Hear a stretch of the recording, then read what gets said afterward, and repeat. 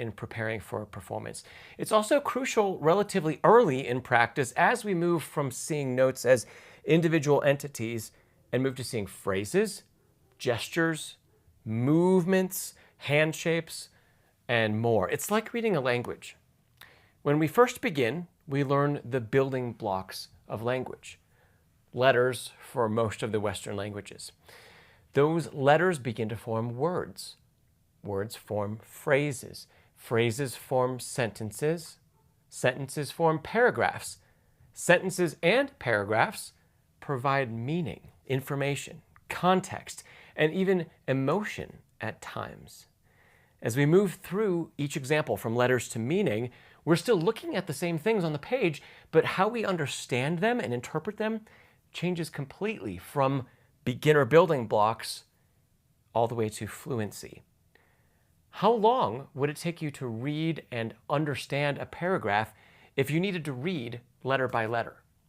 And now let's say, how long would it take you to memorize that paragraph if you read letter by letter? Or instead of reciting the words, you needed to recite each individual letter in the correct order across an entire paragraph. In both of those cases, it's going to take a significant amount of time and mental energy, if it's even possible to do it. But many students ask just that of their brains, right? They ask their brains to think too much about individual notes and individual movements of the hands and arms and individual fingers.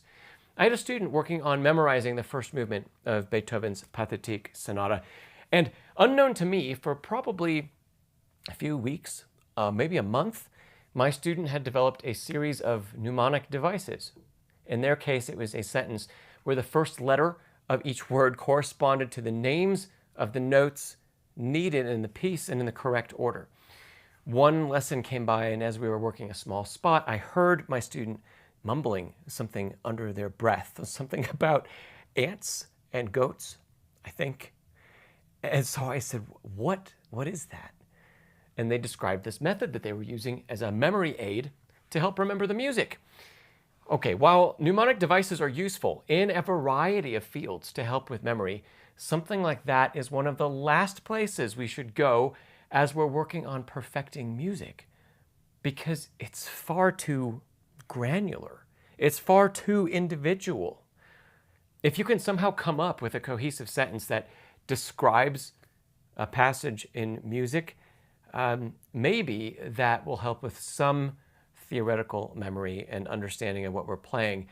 But it removes focus from all aspects of gesture and movement and even listening. Yeah, all three of those are much more important than remembering an individual order of pitches.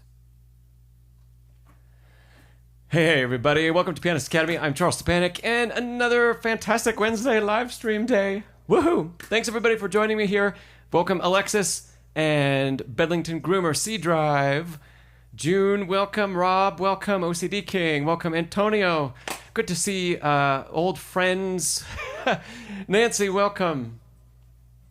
I hope you enjoyed that little snippet from the new course on practicing. It's just a couple minutes of the 6 hours that's in that course. It's just a little taster of what's in there. I know some of you here have already gotten the course, so I hope you're well on your way to learning some great stuff. And if you didn't, you don't have the course, check it out. The link is down below in the description.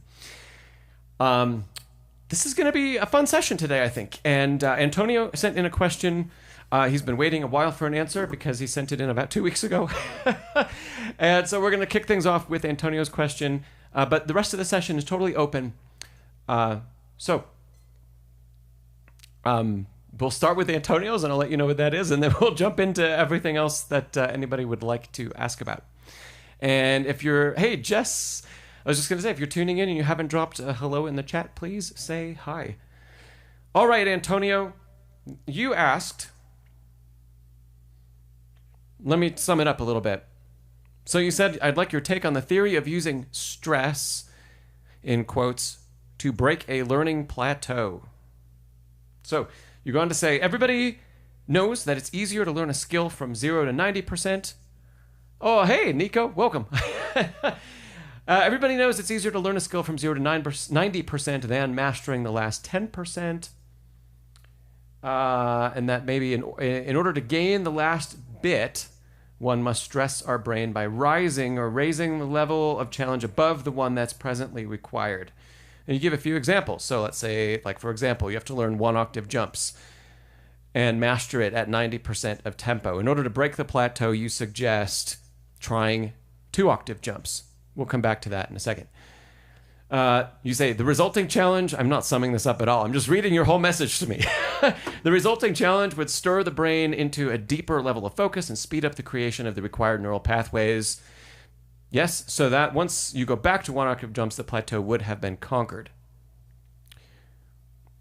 Okay, great question to kick us off, Antonio. Yes, I agree with a vast majority of what you wrote there. So you could, sometimes this concept does get called overlearning. There's actually a bit about that in my course on practicing. Where, yes, in order to truly master anything, we do need to push beyond. This manifests itself in a whole variety of ways, I think, in piano study and in practice. One of the ones that I teach most often, hey Bethany, one of the ones that I teach most often is pushing the tempo beyond what we need. So if we need to play an etude, for example, at 150 beats per minute, I like to increase the speed of that by an extra 10%. So add 15 beats per minute. So it'd be 165. Can we play that etude at 165? Gosh, bring it down to a scale, something as simple as a scale or an arpeggio, especially if you're getting ready for an exam where you're going to be tested on those things. And the exam requires, I have a student right now that needs to play scales at 16th notes at 70 beats per minute, where the quarter note equals 70. And we've done the same thing. I've increased his requirement in our lessons to be 10% higher so that at the exam, it feels easy. So yes, we're adding extra stress to the brain and to the playing mechanism so that we're better prepared for the actual, what we actually need to do, right? Your example of a 1-octave jump and incorporating 2-octave jumps, I would disagree with that one, because the gesture and the feeling required and the precision to land a 1-octave jump, like, let's use a E flat, just because it's like La Campanella. Yeah. So 1 octave is one feel. 2 is significantly different. And so in that case, I would view that as 2 very different skills. Leaping for 1 octave is one. Leaping for 2 octaves is a totally separate thing. And if we'd like to improve the speed and accuracy of your 1-octave leaps, there are other things we can do to challenge, like increase the speed with which you need to make the jump. Work on, for example, being, instead of just aware of the 2 points, the beginning and the ending, being aware of every position that the hand and the arm is in across the jump. So in that case, we're not speeding up. We might even be slowing down, but we're continuing to focus more and more and more deeply on what the gesture is. Yeah? I'm trying to think if there was another oh yeah, there is. There is another one. This also relates to the principle that I talk about in my video on the channel here. That's I called it the 10x challenge. So the same idea, overlearning or stressing the brain and stressing us. If you're working on perfecting a passage or a piece of music, and the final goal is to play it correctly once, all we need to do in a performance is play it through once, right? And the whole premise behind that video is to play it 10 times in a row correctly. And you have to get it 10 times in a row correctly in order to pass, instead of just once, because once is too easy, in quotations, right? Once is easier than 10. So if we want it to be really solid that one time through in a performance or an exam or just in front of friends, if we want that great foundation that we can count on with that piece of music or repertoire, let's get it right, or let's get the passage right 10 times, at least 5 times, if not 10. 10 is a great challenge. 5 is still a very big challenge. So can we execute it correctly? Can you get everything, every little part of it exactly the way you want? And instead of just one time through, 5 times or 10 times in a row. That's significantly more challenging to do that than once. Any other comments? Feel free to drop something in the chat if you have anything else you'd like to add or tag on to the question. Antonio, do you have a follow-up about any of that? That was a great question to kick us off.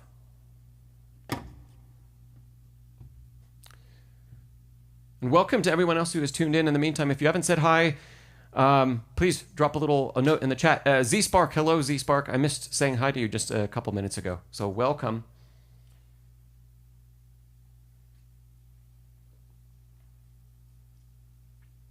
Z-Spark, I feel like I dropped the ball for you. I think, did you send me an email?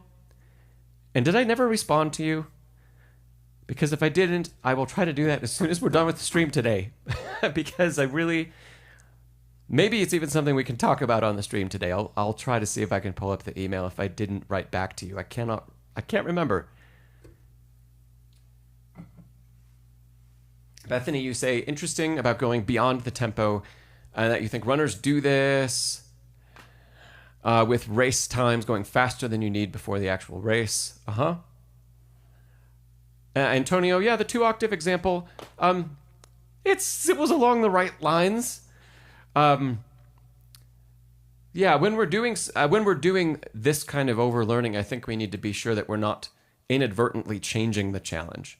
And that was the issue with that one, was that instead of it being the same challenge and adding more stress to it, it ended up being a secondary challenge. Z-Spark, I apologize. I saw your email and I absolutely meant to write back to you. Let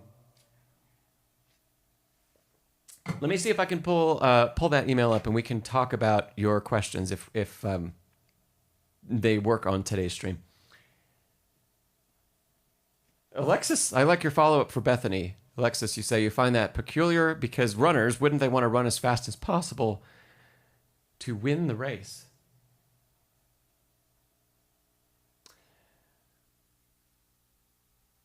Maybe there's some kind of pacing involved. I'm not very familiar with the running and racing world.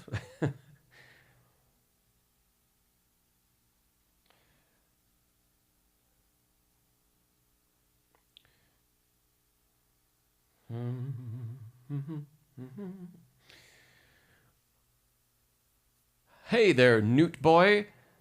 I'm doing well. How are you? Wonderful. I'm so glad to hear that the course is helping you out. That's great. Yeah, and Bedlington Grimmer, you say, depends on the length of a race. Long races, yeah, one needs to pace oneself. June, I would be happy to demo the fingering stuff you asked about. Absolutely.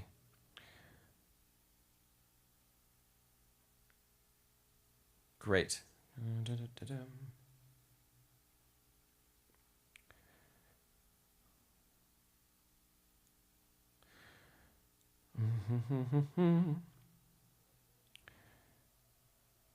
Z-Spark, do you still have a copy of what you sent me? Because I cannot quickly find it.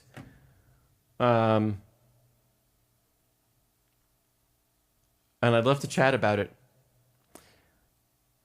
If you could send it to me again, could you do that?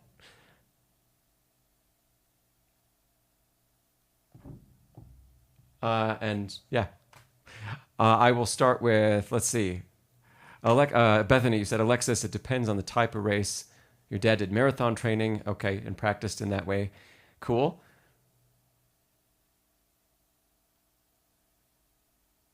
Rob, I know you are a runner. And you say, ideally want to run as fast as they need to win the race, unless they're going for a record.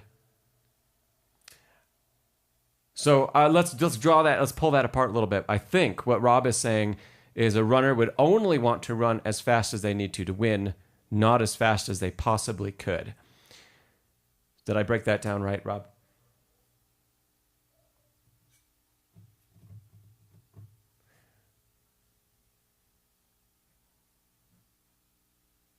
And yes, Antonio, your follow-up, you say the stress principle in itself is not so much about the actual gesture as to force the brain into a condition of intense focus, which creates the neural pathways.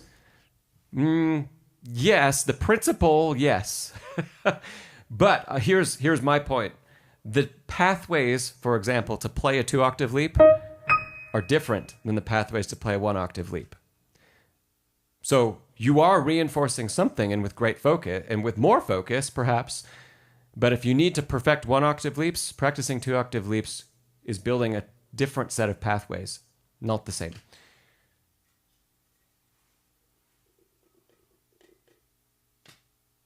And hello, Miguel, welcome. And Nico, you have a question about Taubman. Okay, we can try. Yeah, we can talk a little bit about that. So you're asking about some scales, great.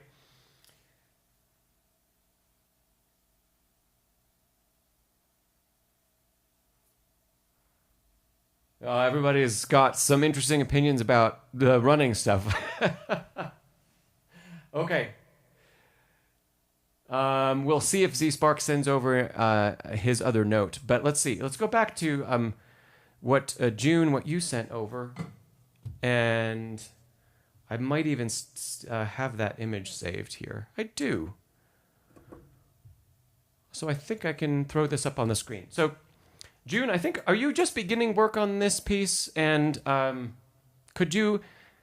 Oh, welcome, Sam. And you don't have any questions on Claire de Lune. Okay. If you do, today would be a great day. Today would be a great day because we have very few questions that have come in so far. June, could you remind me? Yes, you said just beginning. And what's the name of the piece again that you're working on? So here we are. June had asked me this a little bit before the stream started, just for some finger suggestions. And the first thing off the bat, if you notice, this is a piece off Muse score, and the treble clef and bass clef are actually written in unison, which is probably not intended. So we have noticed that. But we're not going to dive into that today. Let's just talk about the finger choices that I recommended to June. Shadow's Lament. Okay, great. Wonderful. So if we we're just going to look at the right hand to start with.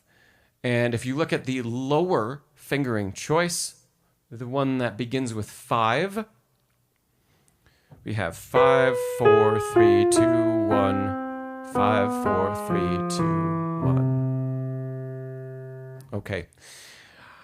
And then, let's talk about that one a little bit more. Let me demo that for you overhead. So, starting with the 5th finger. The primary, in this particular passage, when I was helping choose some fingerings, we're trying to balance 2 different principles. And one is, how often do we need a finger cross or finger tuck? How many hand positions are we asking the hand and the body to move through? Because the more often we need to cross a finger, the more hand positions, and potentially the more, depending on the speed, the more awkward the arpeggio could be. The fewer times we need to change hand positions, maybe the less awkward the arpeggio will be. Or at least the fewer opportunities there might be for the hand to the wrist to come up and a thumb to plop down, or for a finger cross to cross too far, not far enough, etc. So I'm always looking at in arpeggio sections, how do we balance how many positions the hand works in versus how difficult are the crosses themselves? So if we're looking at this, 5, 4, 3, 2, 1, and then 5, 4, 3, 2, 1, we only have 2 hand positions across this entire arpeggio, which is supposed to be played pretty slowly. The metronome marking on here is 50. Might be about that tempo, final tempo. And you see that the only change in hand position is from the thumb to the 5th finger. But for a lot of people, and what I mentioned to June before the stream was that cross of 5 to 1 or 1 to 5, if we were going the opposite direction, is a very advanced finger cross. And we usually need to employ it, especially when we get to repertoire by list. Lists, arpeggios, gosh, they work so well if you can do those finger crosses, and they're much more difficult if you can't. So we end up learning that, but a lot of pianists don't learn that until later. So at the tempo this selection is given, having to cross the 5th finger over 1, that really brings the hand together, and it might be difficult, but it's probably possible even for, let's say, a mid-intermediate, late intermediate student because of the tempo. Yeah? But let's look at the other choice. The other choice in the right hand was 4, 2, 1, 4, 2, 1, 4, 3, 2, 1. So at the end of the statement, the 4 fingers are the same, but earlier in the statement, they're all different. 4, 2, 1, 4, 2, 1, 4, 3, 2, 1. So now we can see there are 3 hand positions instead of just 2. That means there's another opportunity for something like that to happen if we're not careful with how we cross the finger over. There's also the opportunity for the 4th finger to maybe cross too far or be less accurate. So more hand positions, but this is a much more common finger cross of 1 to 4. So 1 to 4 is going to be something that most people experience fairly early in our simple arpeggio practice. And so that will be a much more familiar technique. Those are the pros and cons of both of those choices. Here's 4, 2, 1 again. And 5. Let's see. Yep. Oh, did I? There it is. 5, 4, 3, 2, 1, 5, 4, 3, 2, 1. Okay. Let me compare and contrast those one more time. Here's the one starting with 4.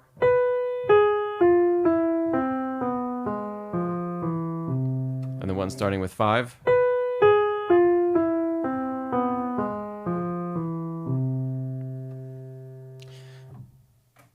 Both have their merits. Both are good choices. The complexity in each of them lies in a little bit of a different place. June, do you have any follow-up questions on that? Happy to go into more depth. We only did the right hand, but the same principle applies to the left hand. There's a group that's broken down in using all 5 fingers across 2 hand positions. And then there's 3 hand positions that once again go from 4 to 1 and then from 3 to 1, which is even simpler. Okay?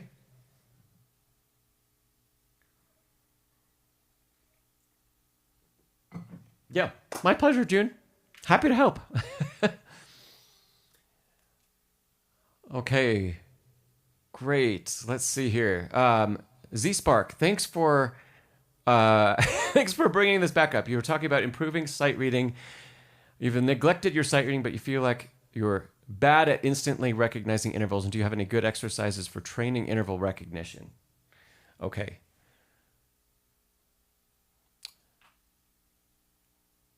I guess a couple. Z-Spark, try to get 2 books. I would get a theory workbook of some kind. There are probably tons to choose from online. But a workbook, not a textbook, not something that explains the principles, but where you get sheets and sheets and sheets and sheets of practice identifying intervals in all kinds of different types. I mean, thousands of examples, ideally. And then you could make a plan to do, like 1 line of exercises per day. And that might be 6 or 8 bits of interval identification. You could do 1 of those a day. Or you could do half a page, halfway through the week, and then the next half of the page at the end of the week, something like that. Part of it is just simply spending the time looking for the patterns in that way. And doing it, at least on paper like that, we're going to start to be able to identify the name of what everything is. Then doubly, can you come to the piano after you've identified them on paper, bring the sheet over to the instrument, and then play the intervals. Even play the intervals with a couple different finger choices. So for example, if you're given if you end up identifying something as a fourth, for example, from C to F, try playing that fourth with the second finger and the fifth finger and feel what that interval feels like. Try playing it with this second and the fourth finger. It's a different feel, even though it's the same interval. And be looking at the page while you do all this. 2 and 5, 2 and 4. See if you can remember how to go back and forth between those two intervals. Can you change the register of the interval and still play the same thing? How about 1 and 3? That's going to be, fairly commonly used. How about 1 and 2? We might not see the interval in this way all that often in repertoire, but we will see, for example, an interval of a fourth paired with a bigger chord, using 1 and 2, or using 1 and 3 paired with that version of the chord, or using 2 and 4 paired with that, or that, or using 2 and 5, maybe that, or this, or this. So at least we can identify part of maybe a bigger pattern that we'll learn to see later, and do it with a whole bunch of different fingers as we go through and feel what those intervals are like. So, Z-Spark, that's the first thing. Book of lots and lots and lots and lots of exercises to work on. You could, if you want to, make a copy of some of the music you're playing.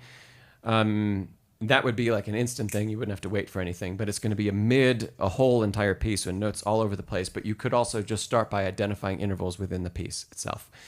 Take 2 notes at a time. Melodic intervals, of course, are spread over time. Harmonic intervals are stacked. So you could work on those both ways. Second part of your question. Oh, yeah. There was a second answer for you about training interval recognition. And the second answer is to also train your audiation ability, or your ability for your ear to hear those intervals as you see them on paper.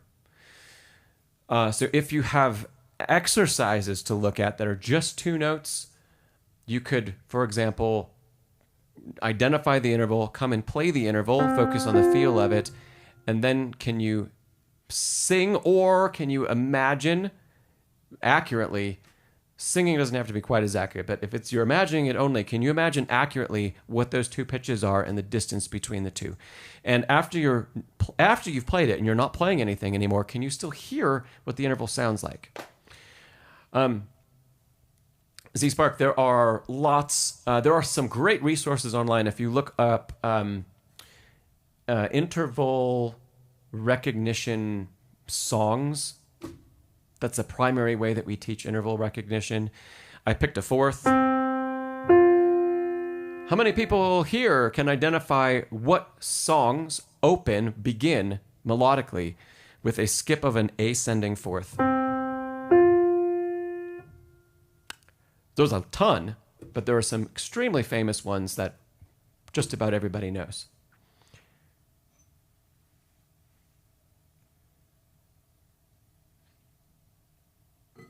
Nico, the Mendelssohn Wedding March, which is also what Nancy said. Bethany said, "Here Comes the Bride." Same piece. Nancy said, "Amazing Grace." Dis said, "Here Comes the Bride." Newt Boy, "Born Free" is a descending one. I don't know Born Free, but I'll trust you. Good. Going back to the top, Wedding March. You don't have to be able to play the rest of the tune, but we need to hear those first 2 pitches. Wedding March, Here Comes the Bride. Yes, Amazing Grace. Same 2 pitches.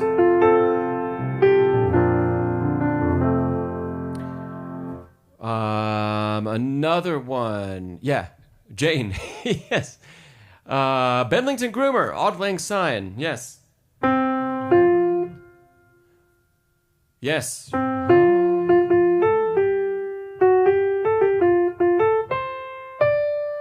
There you go. Bethany, the Star Wars theme, that one is confusing because it depends on which note you start with. Most of the time, the Star Wars theme is taught as a fifth, not a fourth. And it's taught from going from the second note of the melody up. But if you know the brass part from truly the beginning, it's a fourth. That one's confusing. So I usually don't teach Star Wars as a fourth because we always sing it as bum, bum, ba-da-da-dum. That part of it. Rob, you say traumarai.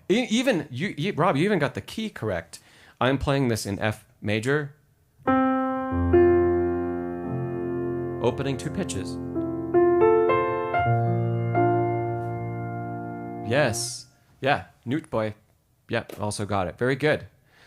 Lots of great examples. Wonderful.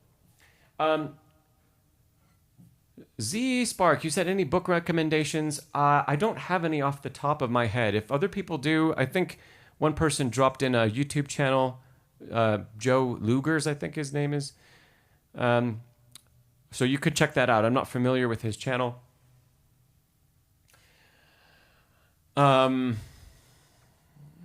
I am sure that Alfred and Faber both would publish lots and lots of books on this type of stuff, theory books, and they'd be organized by level. I'm sure there's an adult one that goes through the concepts a bit more quickly too. Those would also be places to look for examples to continue to work on this. The really important thing to do that doesn't get done when most students work from a workbook. Most of the time the workbook gets checked over by the teacher. They say, you got it right or you didn't get it right. And the page gets turned and the next assignment's given. And the problem is then the theory from the workbook is never taken and applied here at the instrument. It's always a separate activity that you do away from the piano. We want to make sure that that doesn't happen. We want to take those same intervals that you're identifying on paper and bring them to the instrument where it's going to be important to recognize them and play through them and listen through them. So I'll really stress that because that is not done often enough.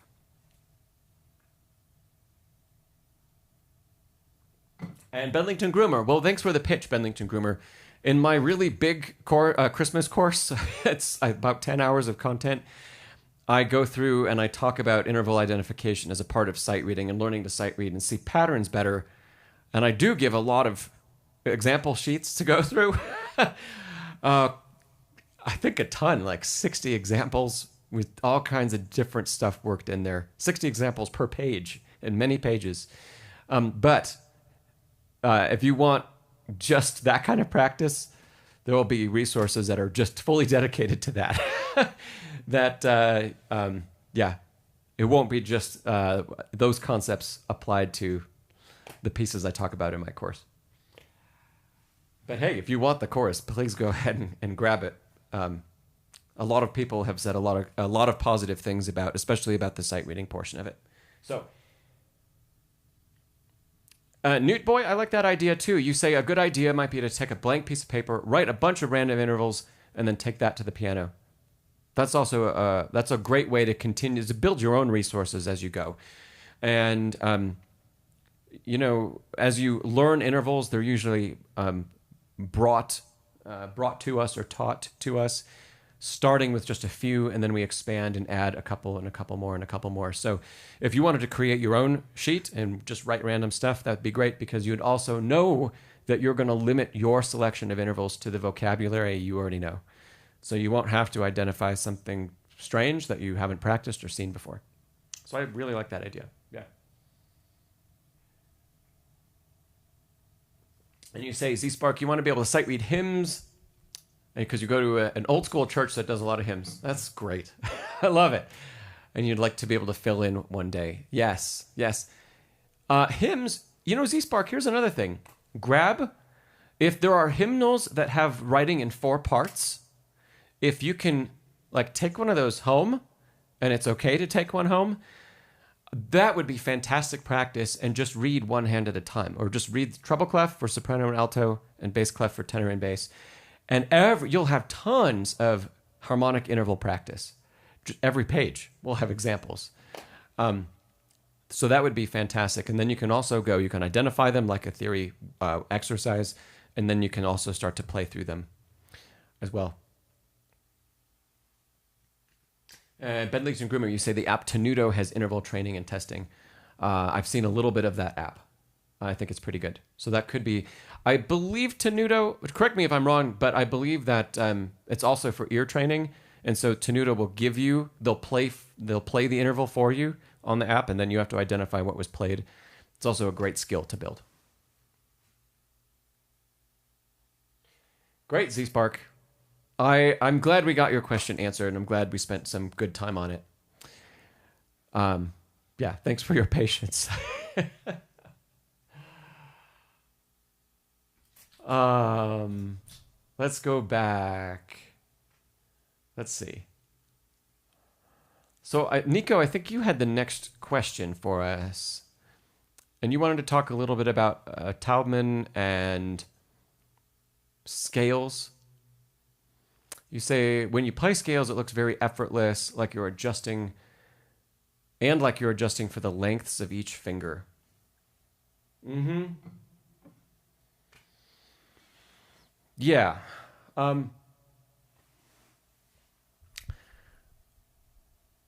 I'll preface this by saying I'm not an officially Taubman trained pianist or teacher. I incorporate some of the aspects of Taubman technique that I find really, really helpful.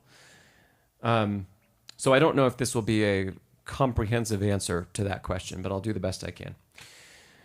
Let's take a basic scale to start with. How about D major? So, if we're in the key of D major, at least we're not playing all white keys. I could even give this example then, but we have 2 black keys we're going to have to move the hand to. So yes, good technique, scale technique, playing a chord technique, getting through any type of passage, we want to be familiar with how the hand moves in and out of the keys to keep ourselves in an optimal position. So a scale might be one type of doing this, where we're always aiming to play, I usually say closer to the edge of the key, and I'm stressing that with students because there are issues with students always playing too far into the key, and I say, play to the edge of the key, play to the edge of the key, and we bring the hand out.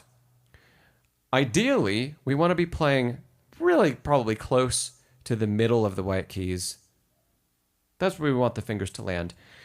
If they're all the way at the edge, that's not great. Maybe for octaves occasionally or some bigger chords. But in playing a scale, you'll notice my fingers aren't there. They're not out here, right? And out here again.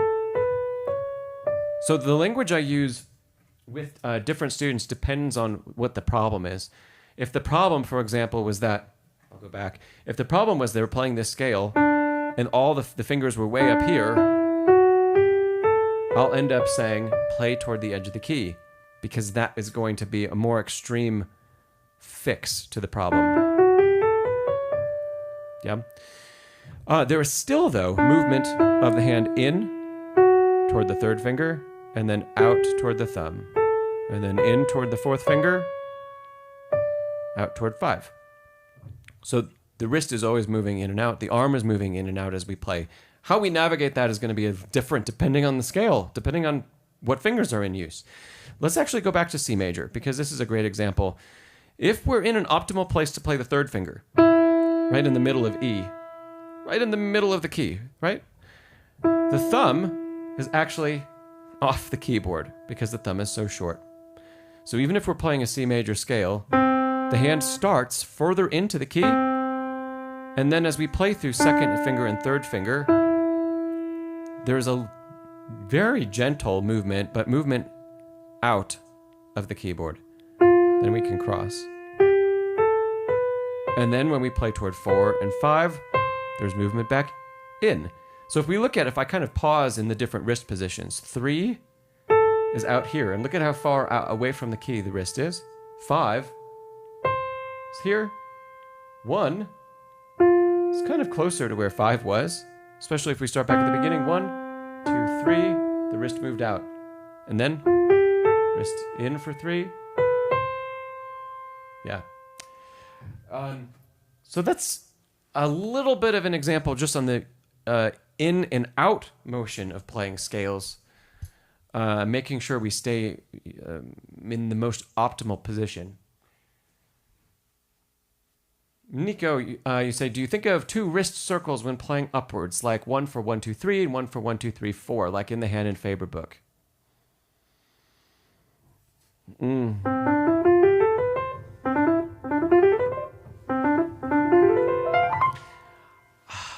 If I apply a wrist circle, this is a great question. If I apply that gesture, it depends a little bit on the context of the passage, where it's going, and the composer who wrote the passage.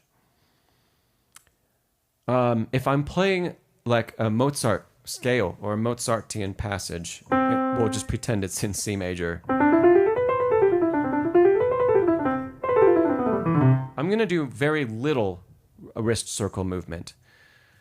But if I'm playing, there might be some, again, it depends on what keys specifically we need to navigate, but just playing a C major scale, there's not going to be much. But if I'm playing something by Chopin or Liszt or Rachmaninoff, I'm probably going to use more because I want a different type of articulation. So there I'm basing the gesture off of the composer and the composer's intent and the color that I want to give to that composer's music. Not necessarily, is there an optimal way to play the passage?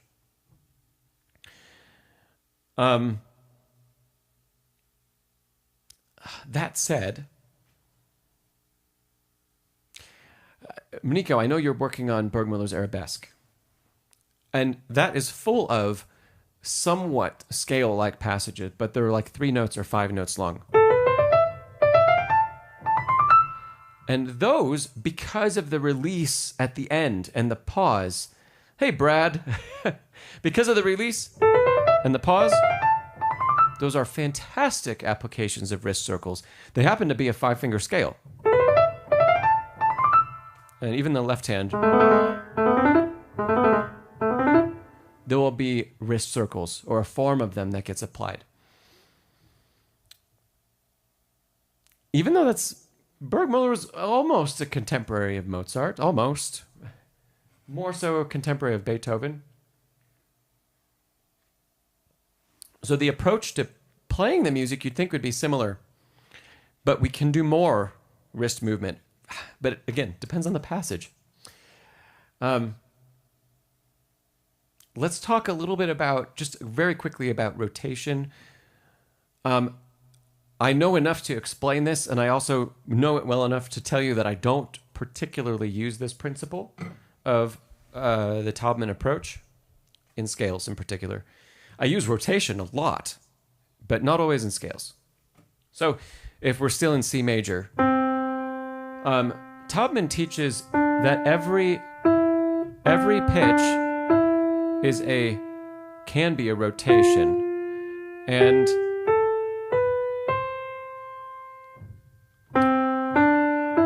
I believe many of these are called double rotations, where there's a rocking back and forth on the finger, where there's a very small rotation, for example, 3 to 4 to 5. And we start each rotation with kind of a movement in the opposite direction to enable the rotation to happen. And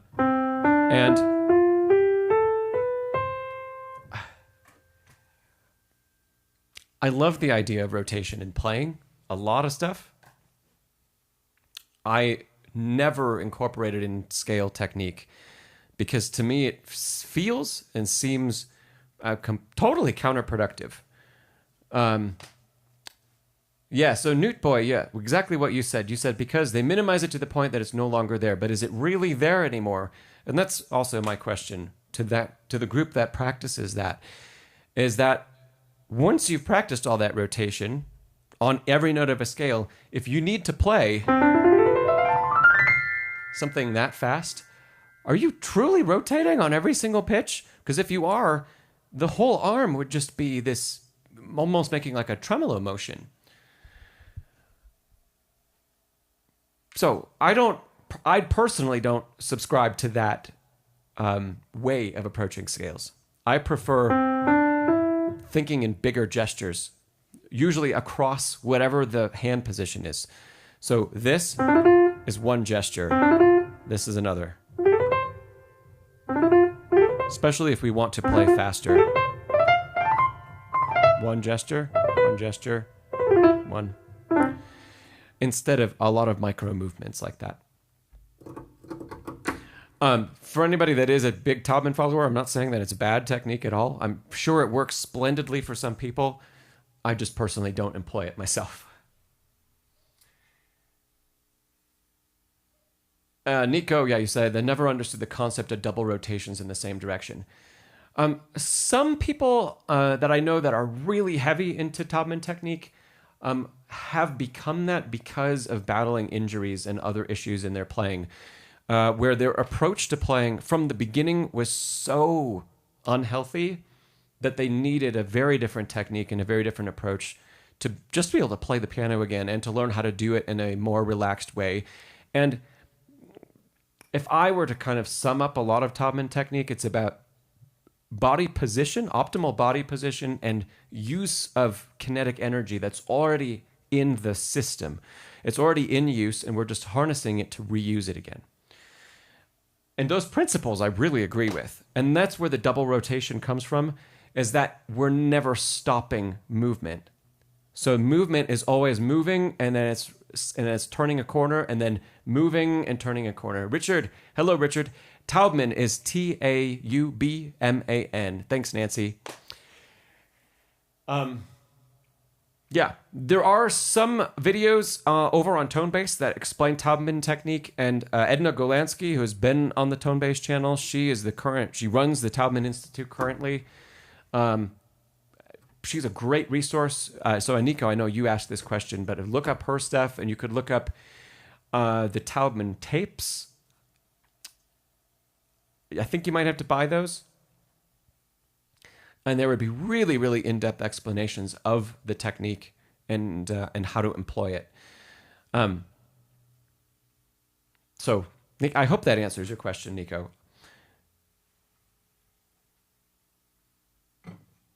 I think we are doing a great job as students and pianists if we are never allowing the mechanism to be stagnant or jagged. So stagnant, we're never allowing tension to creep in where we get stuck, and we're never allowing jagged movements, let's say where we're moving in one direction and then we have to reverse, and we don't round off the corner, we just try to go back exactly in the same path we just took. Those are not good because kinetic energy is fighting what we want to put next into the system. And so that's why in the Hannon Faber book, the opening gestures are all about wrist circles. Wrist circles are all about changing the direction of kinetic energy. So you begin with the under movement that leads to a release, which is really, really healthy.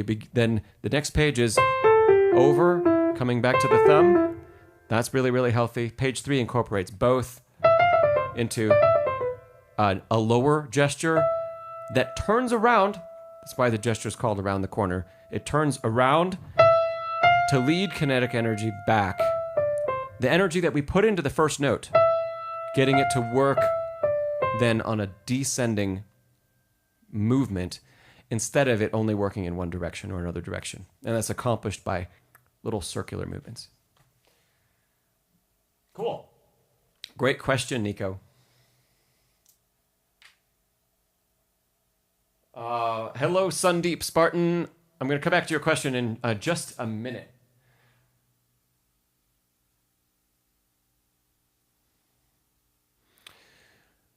I believe Dith had the next question. I think. Dith, you said you're having a hard time with one specific phrase in one of your new pieces. Okay, it's a consolation by Mendelssohn. A quick jump from one chord to another. Measure 21 to 22. Adith, I don't have all of Mendelssohn's songs without words on my iPad. I do have the book handy, but I can see if I can pull up the page quickly so I can show everybody. Opus 30, number 3.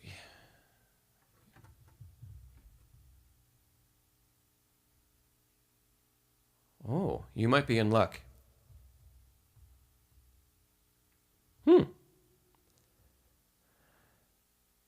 You are in luck. I do have that. I have all of Opus 30 on my iPad. Okay, great. So let's see. Dith, you said specifically measures 21 and 22.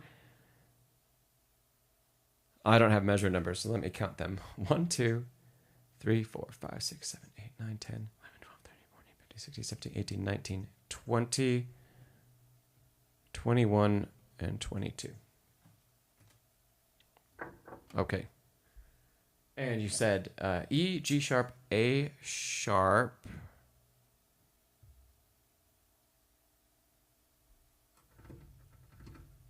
To D sharp, F sharp. Okay, E, G sharp, A sharp.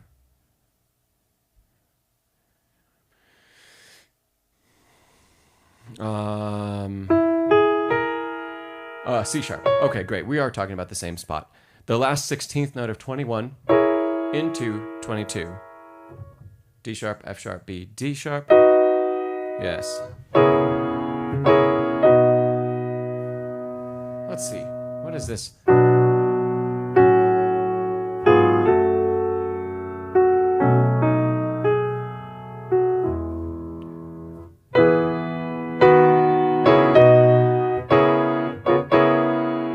Is that right? Still G natural. Okay, Dith, maybe you're playing this correctly. Hey, Becky. And hello, Carita. We'll come to your question in a minute, Carita. Thanks for tuning in. Dith, if you're playing, don't play G sharp on the last chord of 21. G natural is given halfway through the bar. So... G natural. So the chord is truly E, G natural, A sharp, C sharp.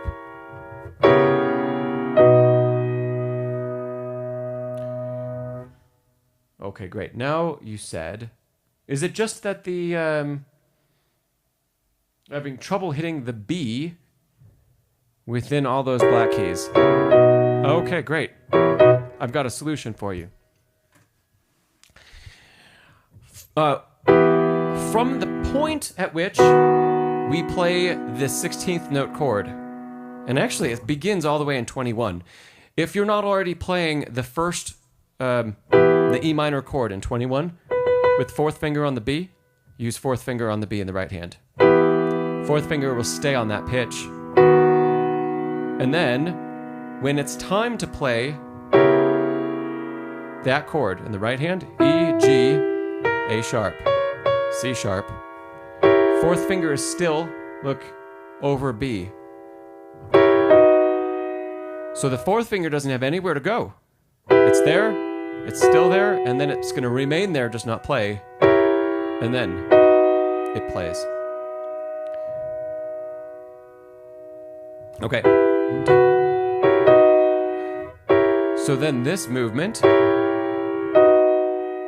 I would argue that from here to here, the hardest finger then becomes the second finger, because we can find probably an octave pretty quickly, and the fourth finger isn't moving at all, like I'm showing, so we just add the fourth finger. Then the second finger is the one that has to jump from being in between the black keys to F sharp. Okay. Dith, I would try some of that special attention to where your fourth finger is sitting, making sure you start the phrase on 4, keep 4 on B, and then when you play, what is this? It's kind of like a C sharp diminished. That you're not using 4 on the top of the chord, but that you're using 5. Okay. We're going to forego having finger legato between 4 and 5. Here's my argument why that isn't a good idea. In case that's something that you're trying to... Do you have a teacher? Cannot remember. I feel like you do. If they are asking for finger legato from here to here, well, let me know if they are, and I'll still tell everybody why I don't think that's a good idea, even if they are asking for it.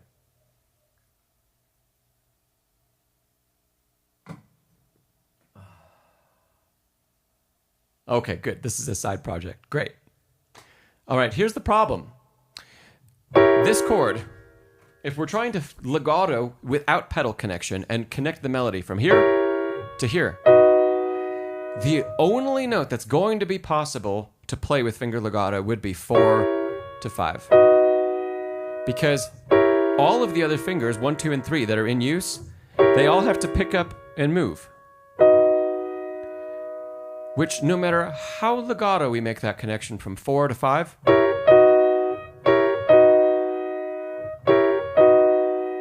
there's still going to be a break. There's still going to be a disconnect in the sound. If we add the pedal in, well, it goes away. But if I change the fingers I use to, it's still gone. There's no difference in articulation between here and here. But the second is much easier to play than the first. Okay?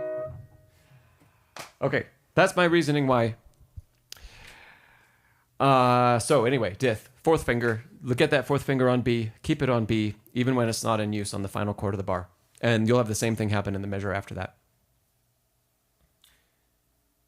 Cool. Great question, Dith. Do you have any follow-ups about that?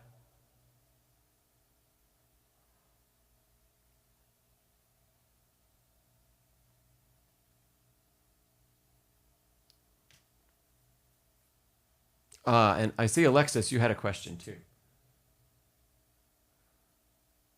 Okay. So we're going to hit Alexis's question, and then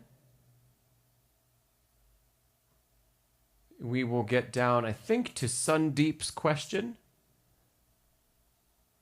And then I think it's Philip. Great font. I can't quite read it from here. But I think it's Philip asked about the use of the 3 pedals on the piano. We'll talk about that. Okay. Alexis, you had a question about Liszt's Liebestrom for a special occasion. You said you need it to sound beautiful.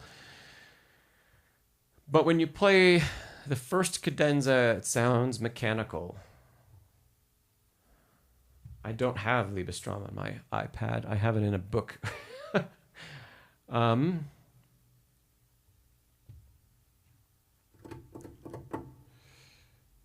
can try to see if I can pull it up quickly. Alexis, have you practiced in groupings?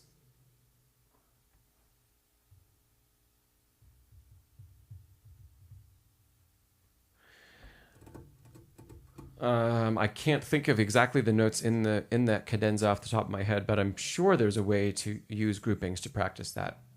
Multiple ways to use groupings to practice that.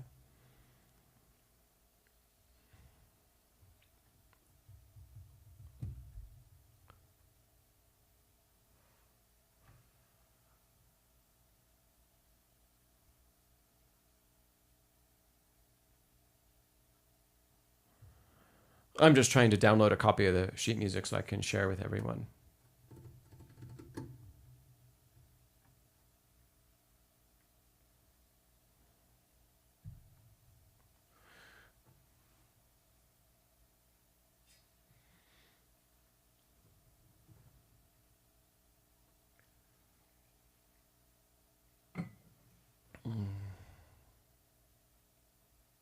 Alexis, I hope you're still here.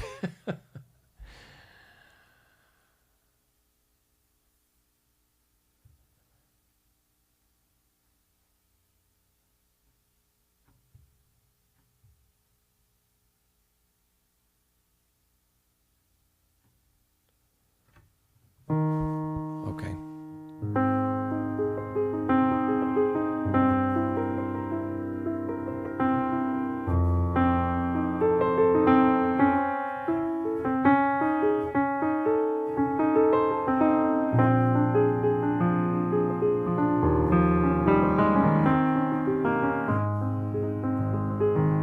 Okay, that's the piece. Many of you probably know that.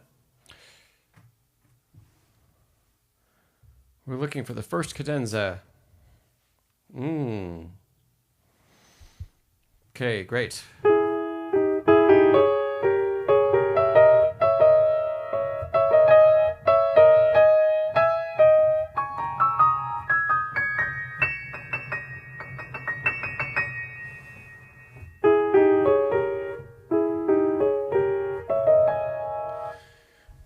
Alexis, hopefully you're still here, Alexis. Do you have a clear fingering pattern that you're following through here? I'm sure if you're working with metronome that you've decided on something.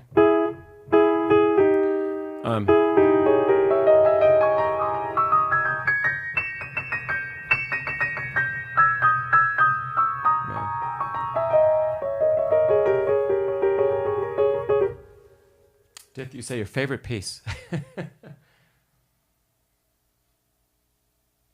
We may have lost Alexis, but I'm going to keep going. They can always come back and grab this. So, I wish the score I picked out had some finger suggestions. That would be helpful for sight reading.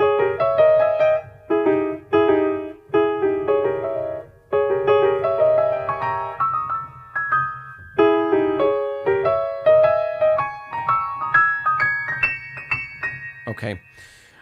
Barring coming up with better fingerings for right now, the easiest way... Oh, Dith, I see your other question. Great. The easiest way to go through a passage like this, which is maybe not the most productive, is going to be grouping things like this. So just to use those couple, where we play...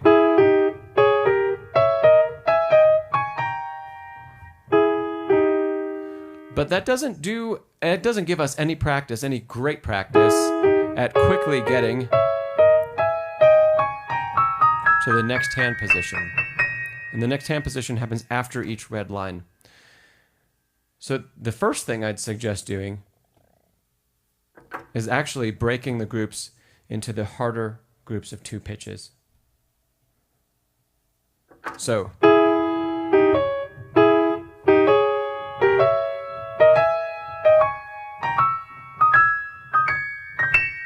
where the quick video, Dith, you say Paul Barton has a good video on this. That's great. Hello, Kale.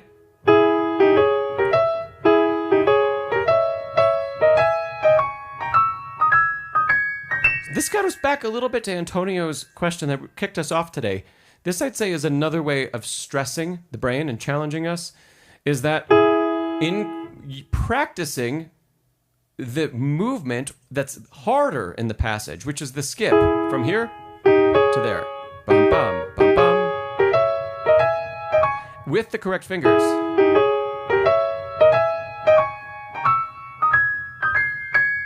Yeah.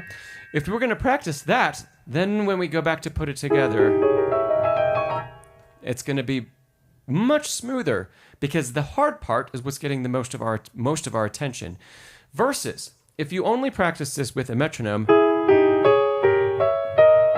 the first 2 notes, and those 2 notes in every subsequent grouping across, right? Those don't really need any extra practice. They're already great. I mean, you can just about sight read them extremely fast. They don't need the practice because they're not as hard to execute. The next 2 are the ones that need it all. And if all we're doing is practicing at a steady tempo, we're still not asking the brain and the playing mechanism to really increase our ability to perform the jump,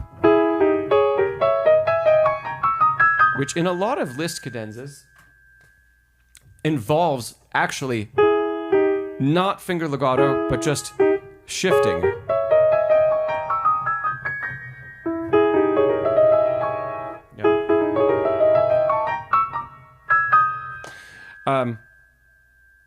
That's the first way I would tackle that for Alexis, is grouping. So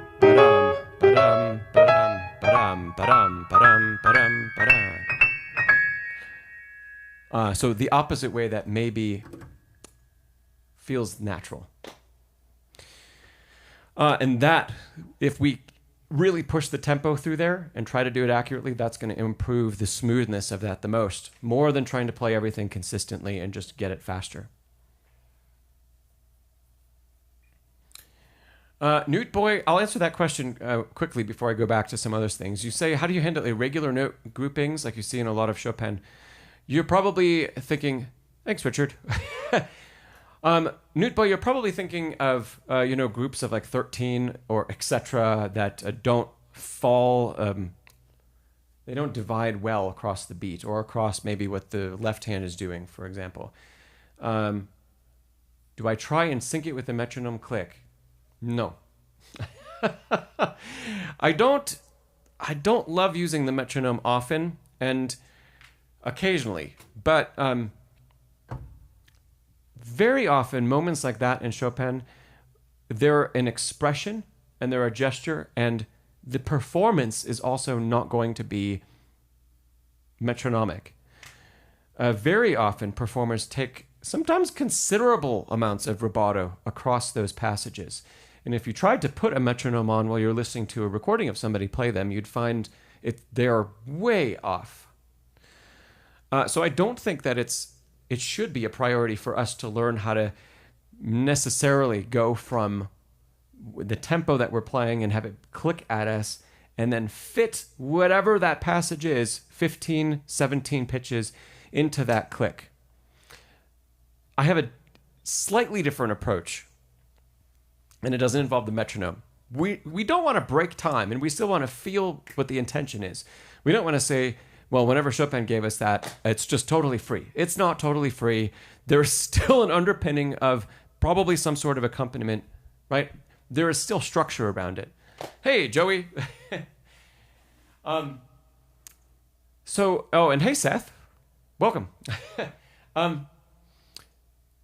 What I would prefer to do is take that long group of pitches, get them fluent enough to the point in your fingers where you can play that and feel it as one gesture. And then feel inside yourself, without necessarily a metronome, feel it as we begin the gesture with a pulse and then we end the gesture with a pulse. And can we then correlate that inner sense of pulse at the beginning and at the end? Can we correlate that to what comes around the piece? Very likely, that's going to encourage you, because the pulse is coming from here and not from here. Yeah, that's going to encourage you to show a shape and to show something musical within the gesture that Chopin wrote. Instead of making it like a robot, which is not just... It's not just going to not sound great when you play it, but it's also the complete opposite of his intention with writing the notes in the first place. So feel a big pulse, learn how to fit those, whatever I wouldn't even think about them as polyrhythms personally. You have a lot of notes in one hand, we have fewer in the other. One hand is probably very rhythmically rigid, say at least in the notation it is, and the other is not. The hand that has all of those extra notes, learn to feel that in one pulse. Connect that to the melody using the same sense of inner pulse previously and post. It'll take some time. It's not just going to pop into your mind right away, but approach it that direction. And then, hello, Fred should I say Danny? And then when you need to add the left hand back in, now we're not going to be trying to do some really complex math and say, here's where all these pitches line up, and the left hand has this many, and the right hand has this many, and this note needs to be between these right hand two notes, but by just this amount of... It's never going to be a musical statement if we think about it that way. So we want to go back to the same thing. We want to feel the left hand feeling the one pulse, the right hand feeling one pulse. Yeah. So let's see. That was from Newt Boy. Thanks for that question. That's how I would go about it. We're still using pulse, but it comes from here, not from a metronome. And for all of you interested in this topic, it's not coming out this week, but probably next Friday, I'm putting out a video, and it's going to be called How to Actually Use a Metronome. And I'm going to give 3 examples in the video. And they're very related to the concept we just talked about. But the examples will be simpler than doing this with Chopin. Cool. Oh, Richard, we should come back maybe and talk about that, about your predicament maybe with Bach. But let me go back first. Let's see. I talked a little bit about Alexis's question.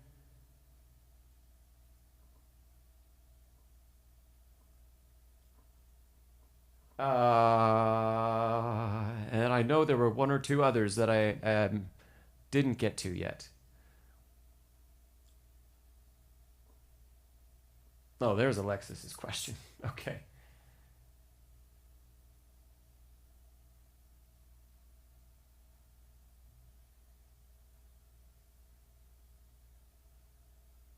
Oh, okay. Sundeep, are you still here, Sundeep, Spartan? And Philip, I think. So let's see. Sundeep, if you're still here, you asked about playing arpeggios more quickly. Kole, I'm very glad that you really love your piano teacher. That's great to hear. Love it. And Bedlington Groomer, you said everyone be sure to hit the like button. Yeah, I would appreciate that if you hit the like button.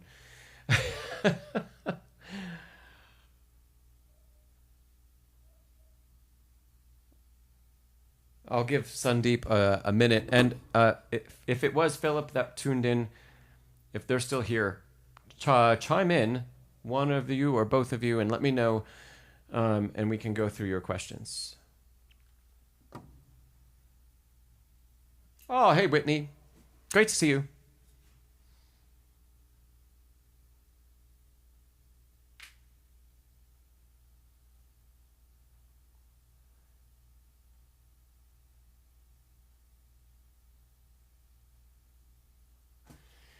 I'm not sure if they're still here. From everybody that is here, would you like to hear about arpeggio technique?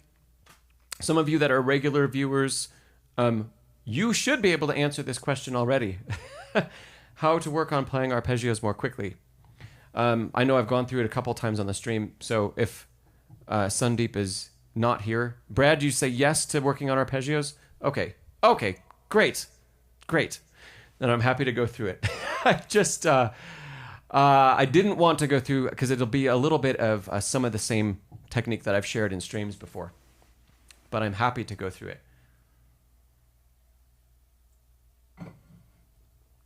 And is it Ali Pop? These streams I usually do twice a month. Speaking of that, since there are many people here right now in the room, I usually do the streams on the 2nd Wednesday and the 4th Wednesday of the month. And so sometimes when it's not every other week. It doesn't always work out that way. It's always the 2nd Wednesday and the 4th Wednesday. This month, however, I am not around on the 4th Wednesday of the month, which means I'm not canceling our 2nd stream this month. I'm just doing it next week. So we're going to have 2 weeks in a row, and then there's going to be a bigger break. So if you want to mark on your calendar that usually next week wouldn't be a streaming week, but for this month it is going to be. you can come back and visit again. Okay. Okay, let's talk about arpeggio technique. Let's sum this up. We'll boil it down into, I think, 2 concepts. The thing to avoid when you need to play arpeggios quickly, let's use B major. The thing to avoid is excessive finger legato.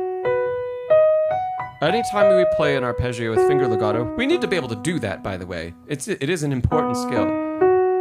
We want to be able to connect all of that. The more speed we need to add to something, the less time there is. The less time there is to make a movement.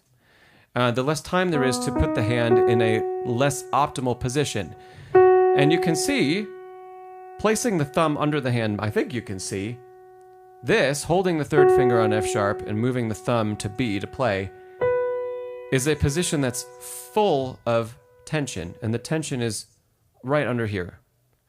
Now, in order to play this legato, finger legato, we have to move through that point of tension and then release it. That's a good thing to know and understand. But there's going to be an upper limit to how quickly we can play an arpeggio.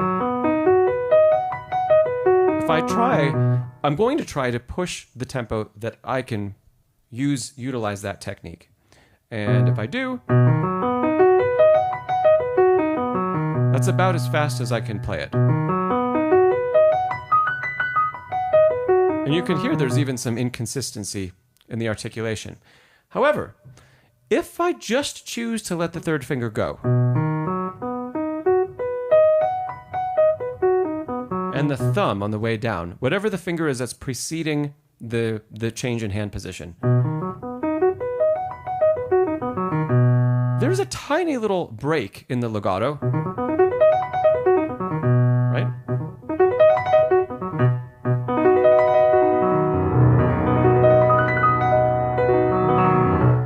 But all of a sudden, I can play that arpeggio much more quickly. Because I'm not placing the hand under the tension that's required to tuck the thumb so far underneath.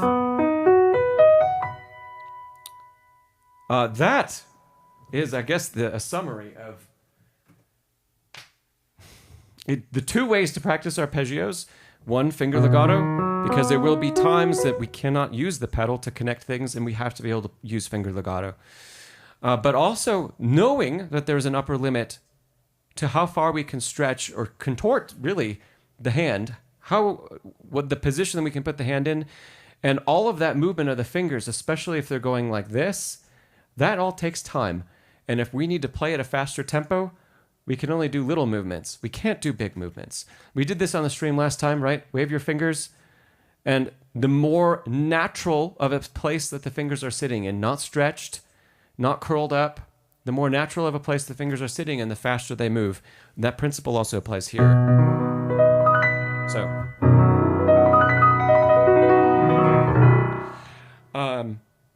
that just, it flies. If I don't try to hold on to every pitch. So the way that I ask students to practice this is to practice actually at a slower tempo, finger legatoing the first 3 pitches, and then letting the hand release and jump. Being really careful that the dynamic of the last note of a hand position and the first note of the next are exactly the same. Chris! Welcome back to a stream, Chris. I haven't seen you in a long time, and thank you so much for the super. Okay, so legato, jump, but don't accent. A bad jump would be... That's really uneven. We don't want to practice that. We want these to be even, even, even, even. Yep. Okay. Great. A noteworthy, Becky, you said, do you always use 2 for arpeggios? 3 is much more comfortable for the second note in the arpeggio. It depends on the inversion. So for most, most white key arpeggios in root position, yes, second finger. And the fingering should be 1, 2, 3, 1, 2, 3, 5. However, let's just go back to G. So all white keys. Same fingering for root position. 1, 2, 3. If you use 3 here, that puts a tremendous strain on the fourth finger, between the fourth finger and the fifth finger, right? And when we need to practice this or get the thumb, that's incredibly difficult to do that and practice that connected. Yeah, that's crazy hard. With the third finger, it's hard enough. Now, where that changes, though, is first inversion. First inversion, we should use 1, 2 again, 4, 5, or 1. The fingering that we choose matches the shape of the chord or arpeggio we're trying to play. If the majority of the notes are on the left side of the arpeggio, we need to use the left side of the hand to play them. If it's split between the two sides of the hand, we split the fingers, left side of the hand and right side of the hand. Third finger's left out. If it's on the right side of the hand, this is the one time that the rule is slightly broken. It's unlikely we're going to use 1, 3, 4, 5. Again, because the distance 3 and 5 cannot stretch nearly as far from each other as 2 and 5 can, or as 1 and 2 can, right? 1 and 2, for lots of people, 1 and 2 can play the 7th. For some people, an octave. For some people, a 9th. That's just between those two fingers. What can your 3rd and 5th finger play? At most, probably a 6th if you have great flexibility. Maybe a 7th, maybe, just maybe, but that is very uncomfortable. So a 6th, perhaps. That's a far cry from a 9th, if we compare my hand and what it's capable of. So I don't want to stretch from the 3rd finger to the 5th finger across a maximum stretch. I never want to choose that if possible. So let's see, we were doing G here. From 1 to 2 is very easy, and from 2 to 5 is also very easy then. They aren't big stretches. If we do 3 to 5, well, now I'm only one whole step away from the largest stretch those two fingers can make. That's going to be very inconsistent and very difficult to play. So, okay. Oh, good, Chris. I say you've heard the arpeggio movement described as similar to pulling a Kleenex out of the Kleenex box. That's interesting. Let's focus kind of on the upward.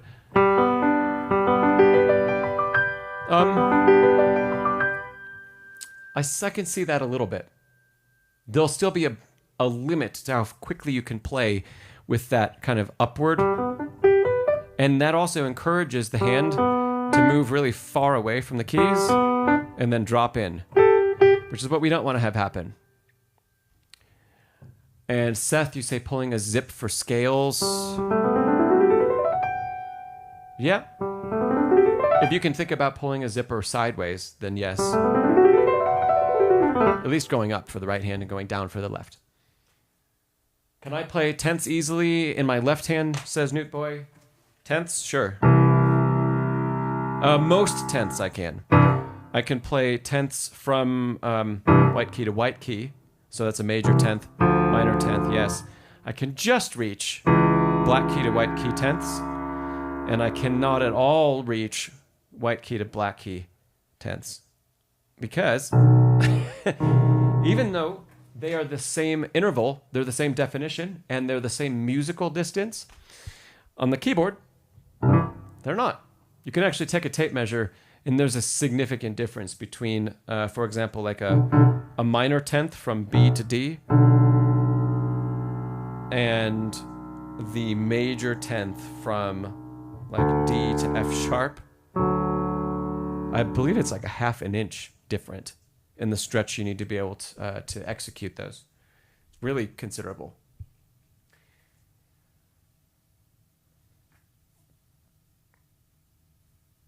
Noteworthy, you say your fourth and fifth fingers can bend without the other fingers moving.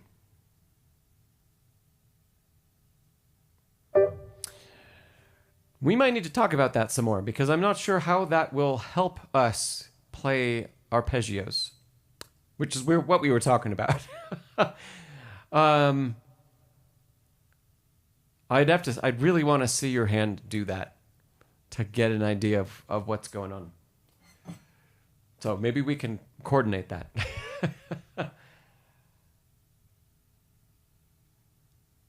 Okay. I know that I've missed questions now for sure. Okay, the other question that came up was from Philip, I think from Philip, asking about the three pedals. The three pedals on a typical acoustic grand. What do they do? Some of you can answer that question for sure. Let's start with the most used pedal, the right pedal. I don't have a camera angle for it, but what does the right pedal do? What is another name for the right pedal?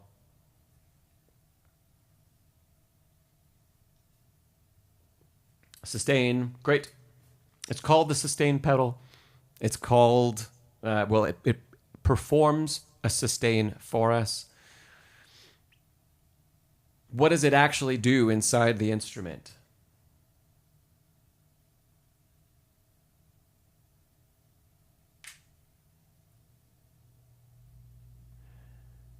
Newt Boy, you say the far left one is for soft playing. We're going to talk about that some more. I'll say that's a common misconception because the left pedal is often called the soft pedal. So I totally get why you say that. It's for soft playing. Antonio, I love it. Antonio says the right pedal saves our life. Sometimes it does, and sometimes it makes our life incredibly confusing. Isn't that right, Joey? So the right pedal, the sustain pedal, the damper pedal, Whitney says, that pedal lifts the dampers, removes the dampers from the strings. Yes, it's the removal of the dampers from the strings that allows the piano to resonate and sustain. Right? And as soon as the dampers are dropped by letting go of the pedal, the sound is muted. Sometimes, in older literature, the dampers were called the mutes. That's part of the reason why. Mute. What is mute in Italian?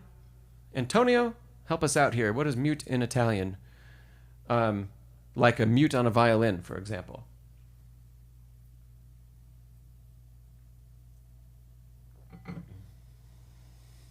Anybody else know? By the way, it doesn't have to just be Antonio, but I know Antonio knows.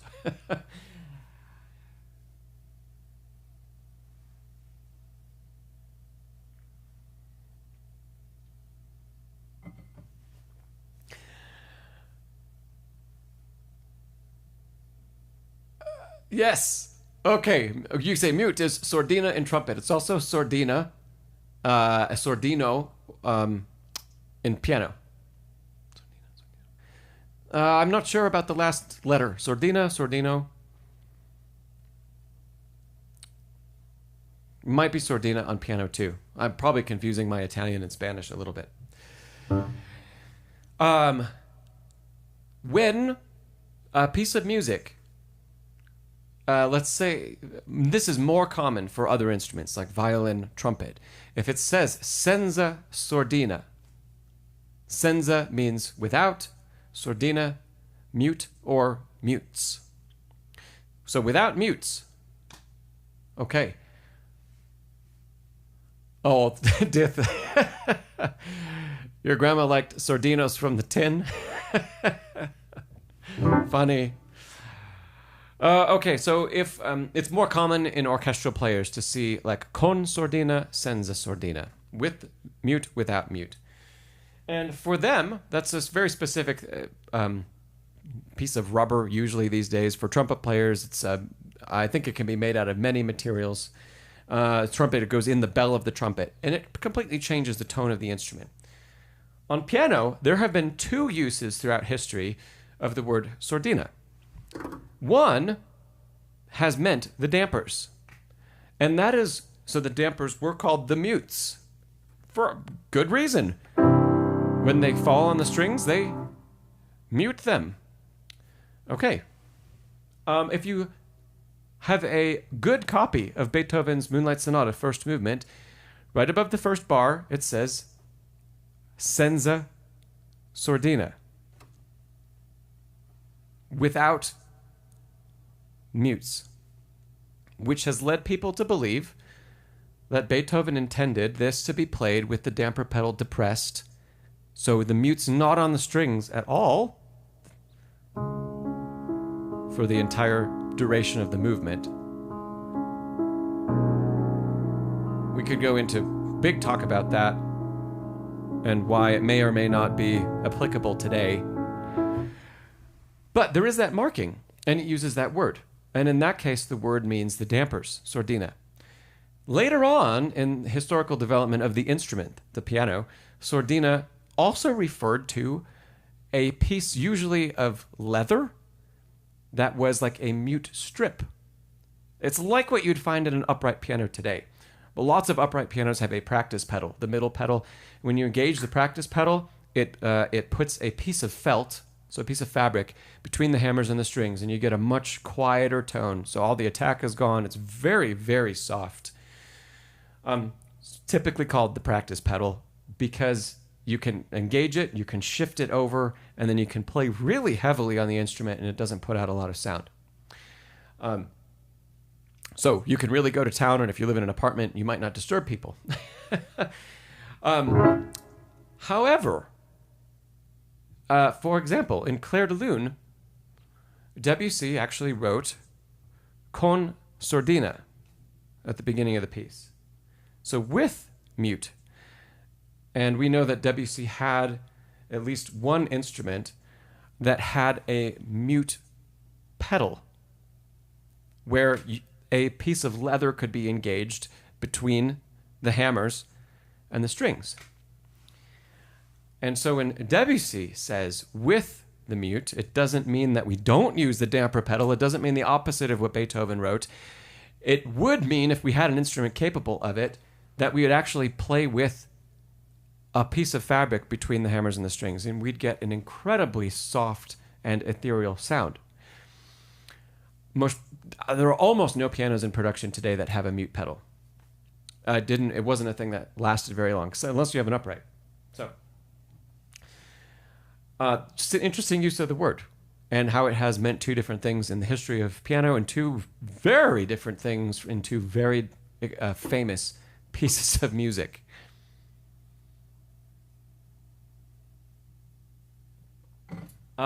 Richard, you say, does frequent use, if you have an upright, does frequent use of the middle pedal, the practice pedal, damage the piano long term? No. No, it won't do that. If anything happens, that piece of fabric that's between the hammers and strings, if you're compressing that fabric a lot, it's going to do the same thing that happens to the hammer itself. So those points where the fabric is struck over and over and over and over again, that's going to become less and less soft.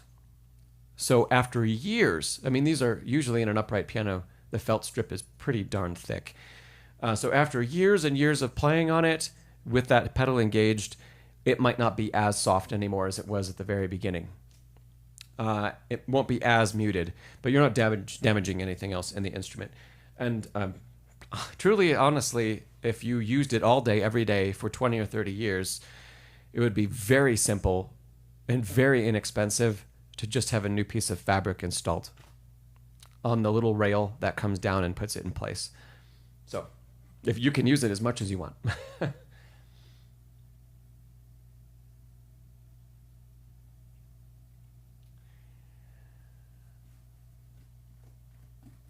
Okay, great. What we didn't talk about was the middle pedal. Oh, and we need to go back and talk about the soft pedal, but we didn't talk about the middle pedal on grands. So on uprights, when uprights have a middle pedal, it's usually the practice pedal. On uprights, the left pedal does something totally different than what it does on a grand piano. People know the difference between those two things? A Bedlington Groomer, yes. A tuner, you could probably do it yourself. I think it amounts to just some screws and a piece of fabric, and that's it. But yeah, a tuner could do it. At least they would know how to disengage the rail from the rest of the mechanism and pull it out and make it more accessible. OCD King, you say a grand, the left pedal shifts the keys over to only play some strings. Good. So on a grand, it's called the shift pedal. It's also called the soft pedal. It has been called the una corda pedal for a long time. Why would the left pedal be called the una corda pedal? And what does una corda translate to?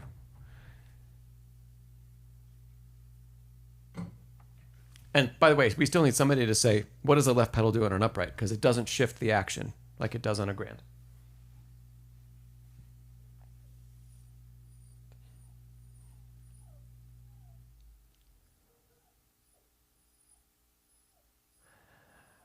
Nude Boy says, no clue.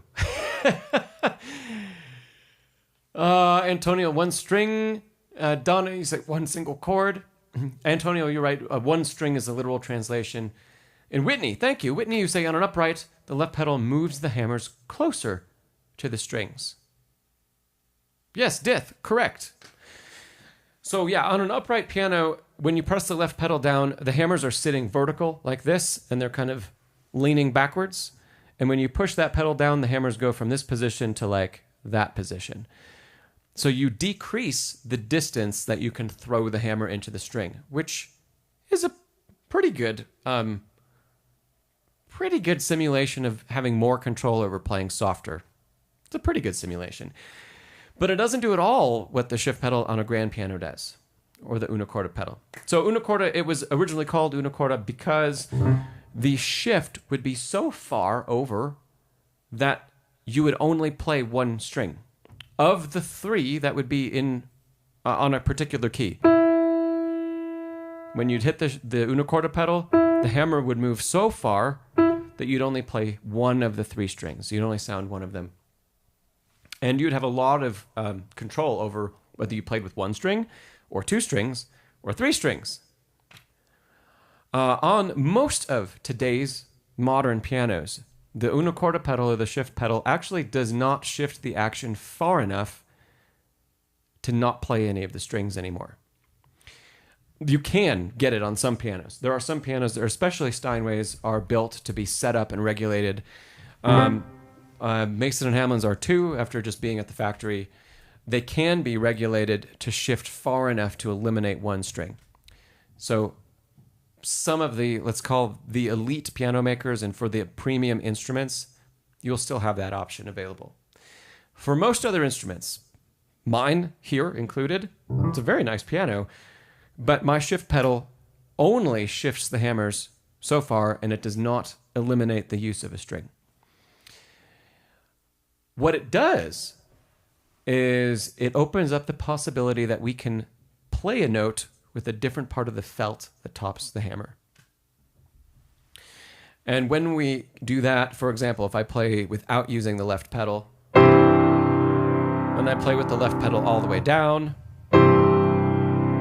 there is a different tone there. And you could sum it up by saying one is a little bit brighter than the other one. Really important, the una corda pedal is not just an on and off pedal. I've already filmed videos on this topic too, so those will be coming out. Okay, great. We've gone through the left pedal. It is not, I would urge you to not think about the left pedal as the soft pedal, because you don't only have to use it when you want to play softer. What the left pedal is a way of changing the tonal color of the instrument. That tonal color might be more mellow, yes, but it's just a change in color. You could still play, let's use some Mozart as an example, just because it came to mind. So let's say the beginning of the C minor sonata.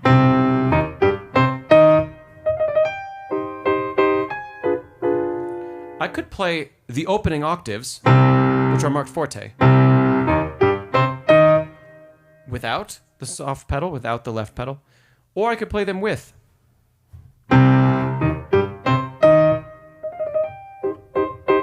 And the difference is not one had a dynamic change. I still played forte through both examples. The difference was one was a different color, very different color than the other one. So I would encourage everybody to think of the left pedal as a tone shaping pedal, on a grand especially, and not as being able to make it easier to play softer or making the piano play softer. Sure, that may be a byproduct. Maybe we could use it to help round off phrases, and there might be options like that, but I wouldn't think about that as the first thing. First and primary thing is it changes the color of the tone.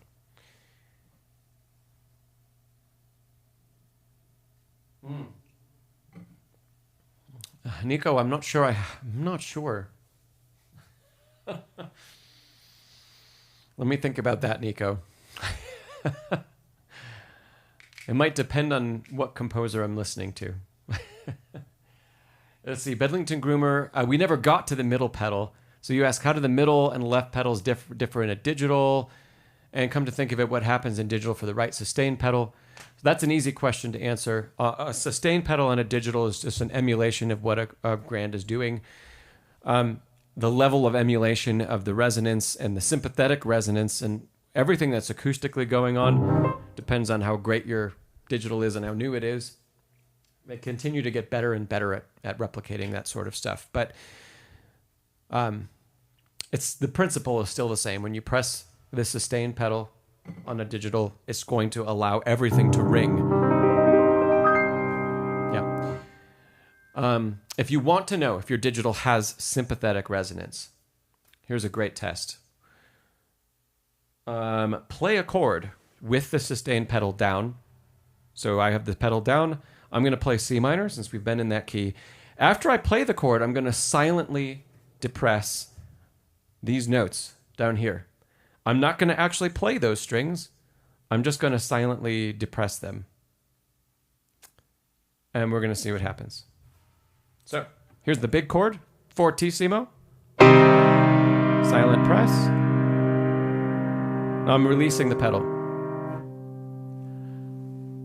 And those two notes that I never played are actually ringing.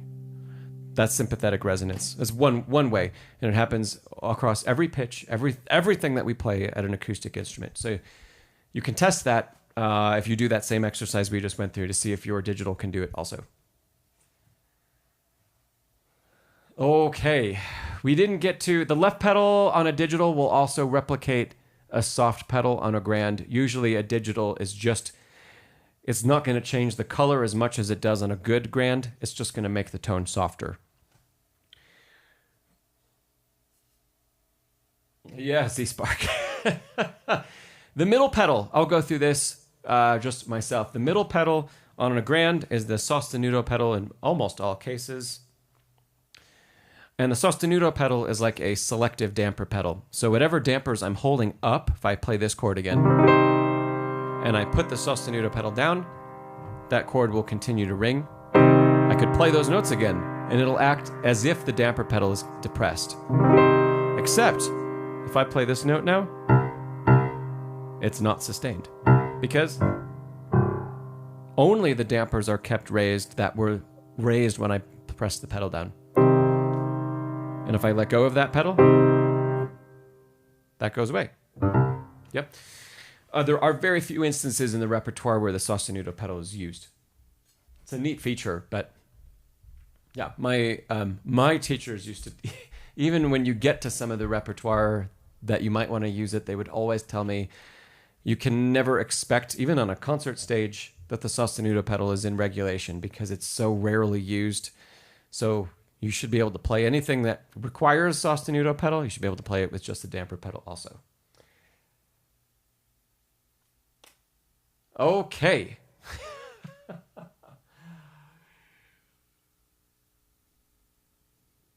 Newt Boy, you say you like, I think it's Jan Lisiecki.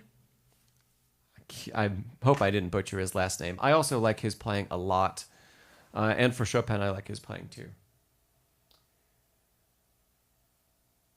All right, I know I missed some questions. Definitely. Oh, thanks so much, Bedlington Groomer. I appreciate that.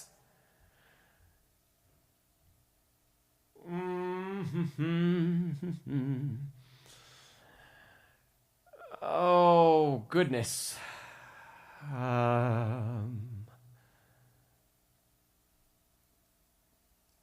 Let's see. Is Carita still here?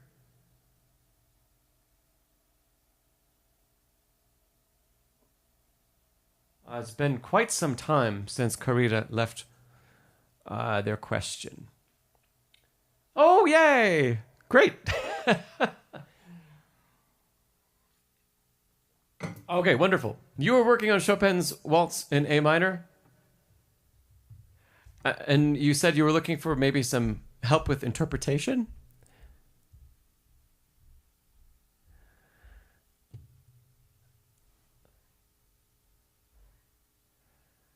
So, let me know. Is that your question? Is it just across the whole piece? Are there particular measures you're most concerned about? Yeah, help me out if you could.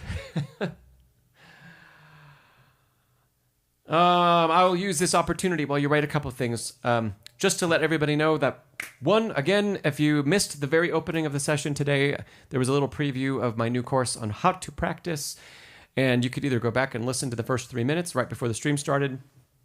There's a link down below to check out the whole course. It's full of so much stuff to help you make a lot more progress in less time. So I'd urge you to do that. Oh, Becky, thank you. I appreciate that. And also, something I didn't at all talk about today is that there's also a link in the description down below about a whole new community and bundle, that membership that I've started. It's called the Next Level Pianist Academy. And there's a link to that down below in the description. You get all of the courses I've ever done and everything I will put out if you subscribe to the membership. And we have Zoom sessions similar to this, but everybody gets on Zoom and we can play for one another. We have 2 of those a month. We have practicing sessions together. There's all kinds of great stuff. So anyway, you can go check that out. There's a link down below in the description for that as well. Oh, sweet. Newt Boy, you've also taken the course. Bedlington Groomer, you've taken the course. Wonderful. At least you're on the way through.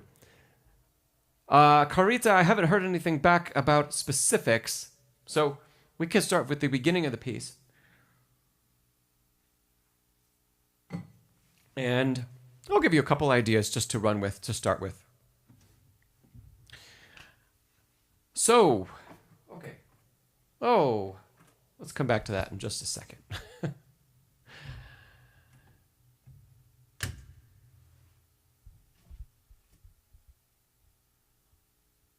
There it is. Okay. So here's our Chopin waltz.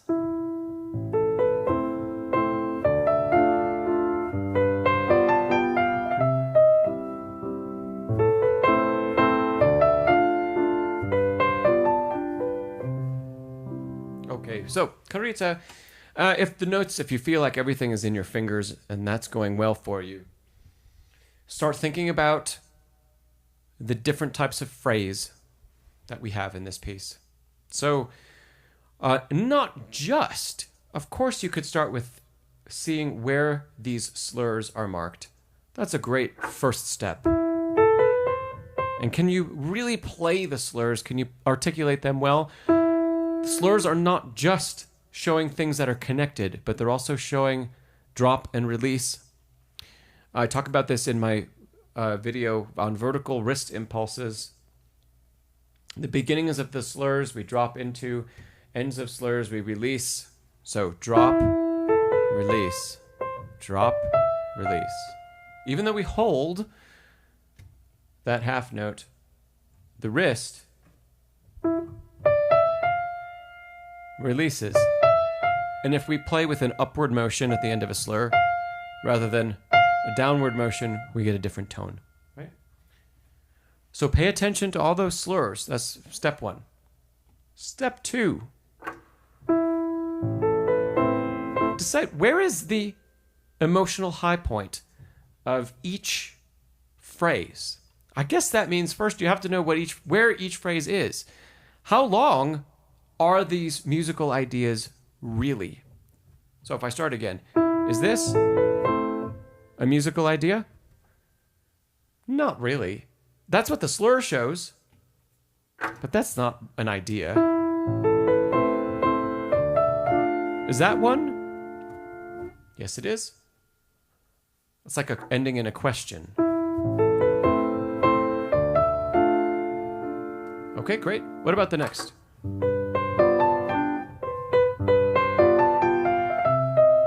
Is that an idea? Yes, it is. And that one doesn't end in a question. It ends with more of a period. Okay, so we can now practice. How do we show an ending like a question?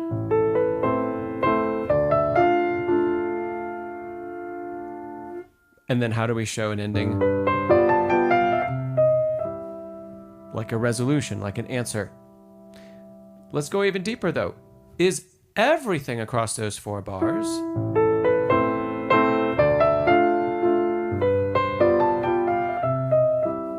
is that one idea? Sure. It also is. So now we have I'll put these in blue. So we've got short phrases there are 4 of those. And then we have 2 longer phrases. Right? That's one. And then the next. And then we also have 1 overarching phrase.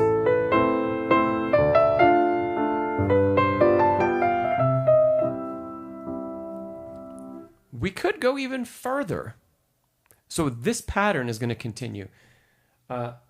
So we have short phrases that are all marked like that. And then we're going to have the longer phrase. Then we're going to have the next longest phrase. And then I'll put in green and very bold from the beginning. Not ending there, but ending here. Look at all these layers of phrase that exist. And those are all things that we can think about how we want to shape each one of those. So if we're thinking about the green line,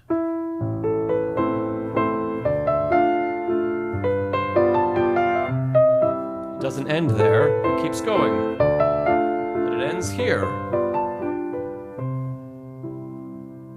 Right? Our job in a piece like this is to show some of each of those phrases that we marked. Right? That would be the ultimate level of expression in a piece like this. That we don't obscure the really large 8-bar long green phrase by doing too much with the smaller ones, but that also we don't lose those little details that happen for the sake of the one big one. Carita, you say you tried to play the beginning allegretto, but you feel like you play, maybe that was a typo, mesto you said? I'm trying to think of maybe the word that, I don't know what that word would mean. Carita, how would be how fast? Let me. Carita, are you having trouble with playing? Is it too slow? Is that what you feel like? That it's too slow, or that your playing isn't allegretto?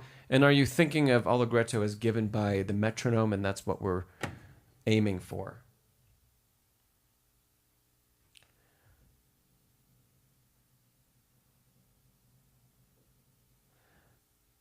Mezzo would be middle, medium, middle, something.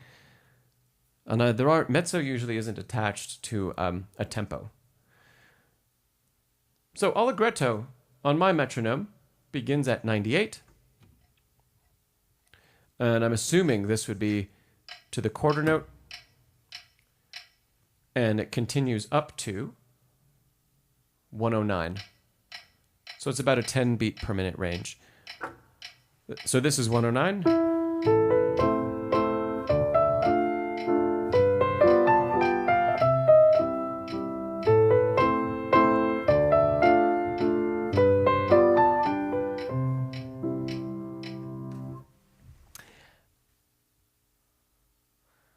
Okay. Tristissimo would, I guess, be like very sadly.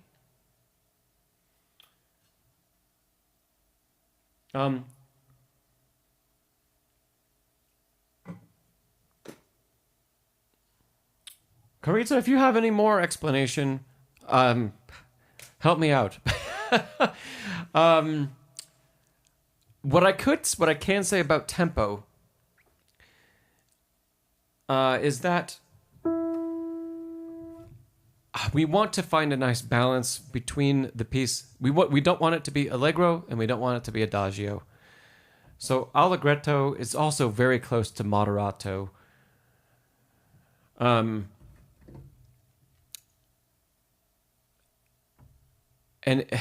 even when metronome markings are given, I like to stress the feel more than beats per minute that specifically line up with a piece of music.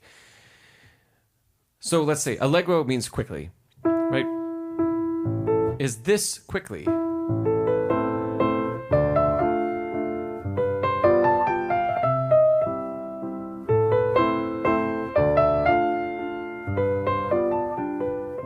Does that feel too quick?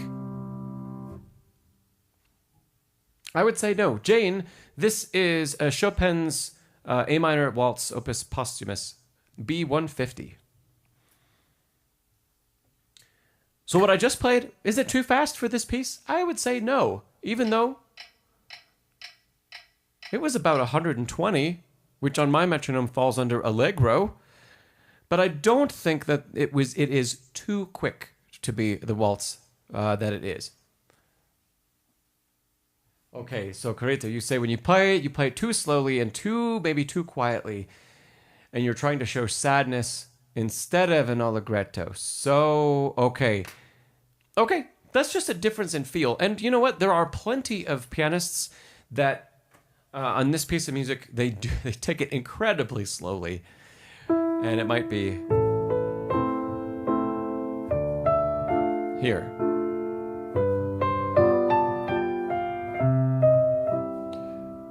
That's very slow. Still not as slow as adagio, but that's andante, adagietto. So a quick adagio. I would say that is too slow. That's too slow to play the piece because we lose, even though it is full of sadness. The trouble, I would argue, is that when you're out of the minor sections of the piece, the major bits, starting in 17, we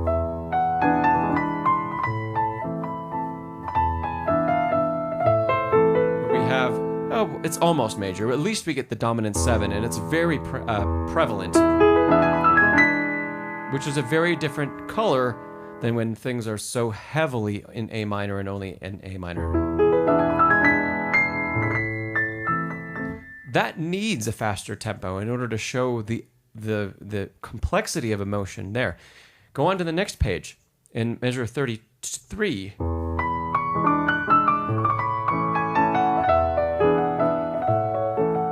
Well, this is all major, and it's functioning in A major instead of A minor between the dominant 7 and 1. And if we feel that, this doesn't feel sad at all anymore.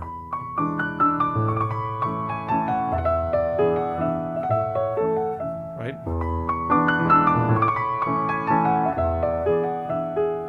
So we need to have a tempo where that makes sense, where those harmonies make sense, and the melodic line Chopin has written makes sense. And if we're here, that starts to become kind of a stretch. Even though here, maybe we could justify the sadness there. So, Carita, as you're looking for inspiration to take that faster tempo, let it come from especially the section we just talked about. How can you show something that's a very different emotion in those bars, and what tempo do you need in order to show that emotion? I think of it's like a shining light in what otherwise is a pretty dark piece. a moment, a glimmer of hope, or it's not even fleeting. We have 8 bars and it repeats twice. But a moment that's very different expression, much more positive, much more uplifting. And if we can embrace some of that feeling, figure out, do we want it to be at least, I'd say, this fast?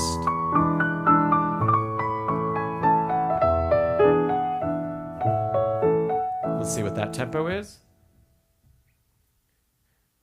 Oh, it was 102, which is smack in the middle of Allegretto. And then go back. All you have to do in this case is go back to the theme at the top of the page. Don't change the emotion that you feel in this bit, but start to understand how that works in conjunction with what's coming, the big change here.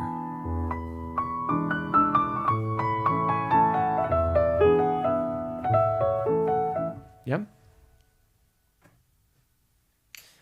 Ali Pop, you say, what key does it turn into in measure 31? It's just tonicizing A major instead of being in A minor. Yeah, we'll talk about that really quickly. So what Chopin does is, sure, we move through our A minor chord, which is our 1 chord, and then to D, which is our 4. And then that's B7, or B dominant 7, to E7. And B dominant 7 this is complex. It's the 5-7 of the 5 chord, which moves to the 5-7. So that's a secondary dominant chord. So the B major is the dominant of E. And then we move to E. E is still dominant.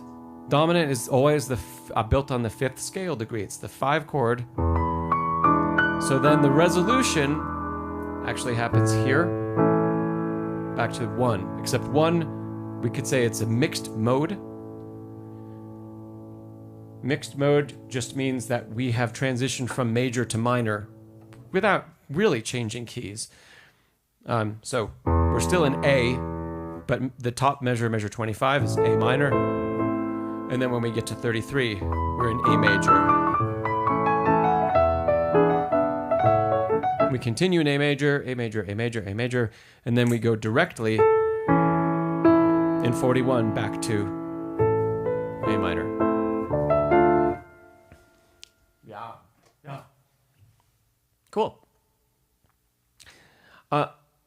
Carita, did that help at all a little bit to kind of get you in the direction of feeling the waltz a little bit more quickly and with a little bit more varied emotion underneath the notes rather than just sad? Yeah, but good.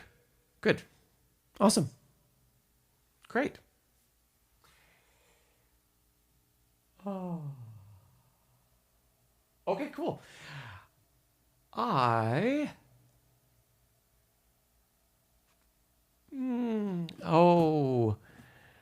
Oh gosh, Seth, you had a question. I think yours was the next step. No. Let's see, Seth. Yeah, maybe this is. Do you have any tips for maintaining a steady line while playing an unmeasured trill in the other hand? Seth?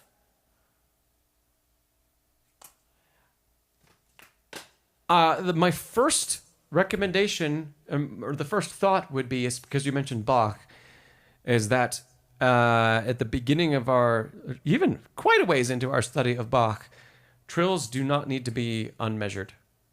In fact, it can help us a lot to understand that we can measure a trill, and then we can really line things up precisely. We don't have to jump to being able to just trill and play whatever else in another hand. It's going to be much easier to begin having that sense of coordination if you allow the trill to be measured in the first place. Also, I would pre-plan, until you have a lot of experience in playing Bach, I would pre-plan how many turns of the trill you would like to make. When I was first studying Bach inventions in sinfonias, my teacher would write in all of how many iterations of trill. It would all be pre-written. So I'd know there were 6 repeats or there were 8 repeats or something like that, and that would fall precisely with the pattern that the other hand was making. Because otherwise, it wasn't after years of doing that I could play an unmeasured trill and keep something else going. So it took bridging that gap where we allow the trill to be measured, get the movement working, and eventually that movement becomes independent. So that's my tip, Seth, is don't try to play an unmeasured trill.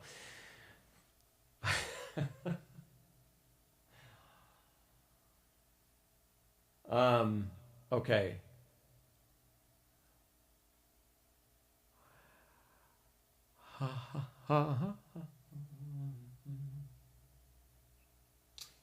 Yeah, sorry, Seth. Yeah. Hopefully that works for you. Hopefully give it time. Give it a couple years of playing measured trills in your Bach. And good. So be patient with it. Given time, it will work its way out in your practice. Yeah. Think about it as it's yet another way we need to introduce independence between the hands. So, here's another question, Seth. This might even, I haven't tried this personally with students, but the basic thing of, can you play left hand one dynamic and right hand another dynamic? And do you have complete control over that? I do it with scales with my own students. Can you play right hand forte and left hand piano? Can you reverse it? Do you have complete control over that? It's not the action of a trill, but it is a more extreme version of independence between the hands.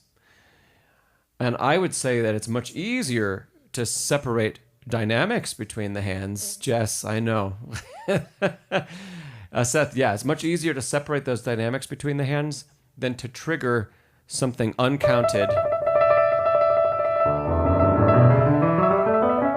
with something that is counted. So we already have to have a foundation that's, the hands are doing very different things for us. So that could be a step in between, I guess. Continue working on exercises that promote that more extreme independence. So dynamics, especially difference in articulation between the hands, Seth, which you absolutely need in Bach anyway. So can you play a scale, for no lack of a better example right now? Left hand staccato, right hand legato. And can you switch it? Can you switch on an octave?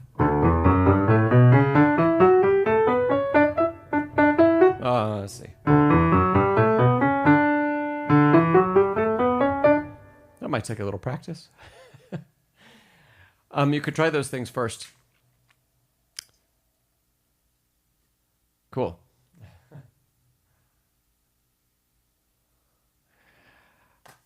Catharsis Project, thanks for your question. I do not have that music handy.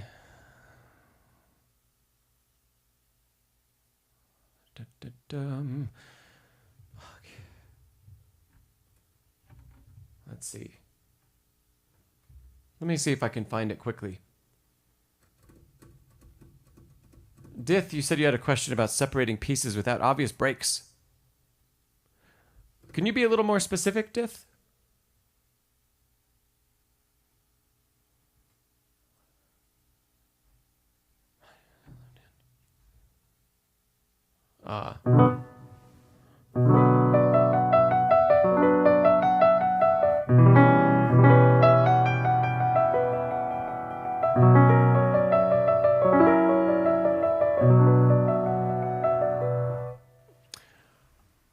Earlier in the Dith, can you just copy and paste it? Because there has been so much. I have no chance of being able to go back and find it. I'm just, it's like doom scrolling. And I'll answer Catharsis Project real quickly, and then we can come back to your question, Dith. So you're asking about playing broken chords. And you say, does the last note of the left hand land with the first note of the right hand? Yes.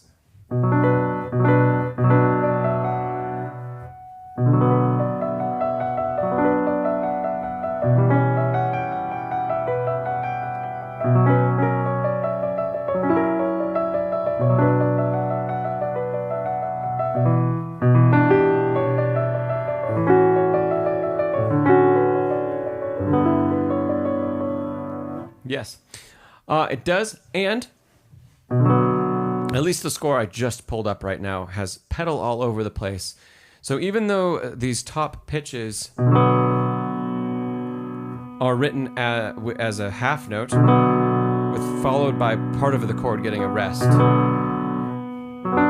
like that, the pedal indicates that these would all sustain. So if we're going to follow that pedaling, I would say you could perform the roll of the chord with a really comfortable gesture up, and even letting the thumb go. What is 50 beats per minute?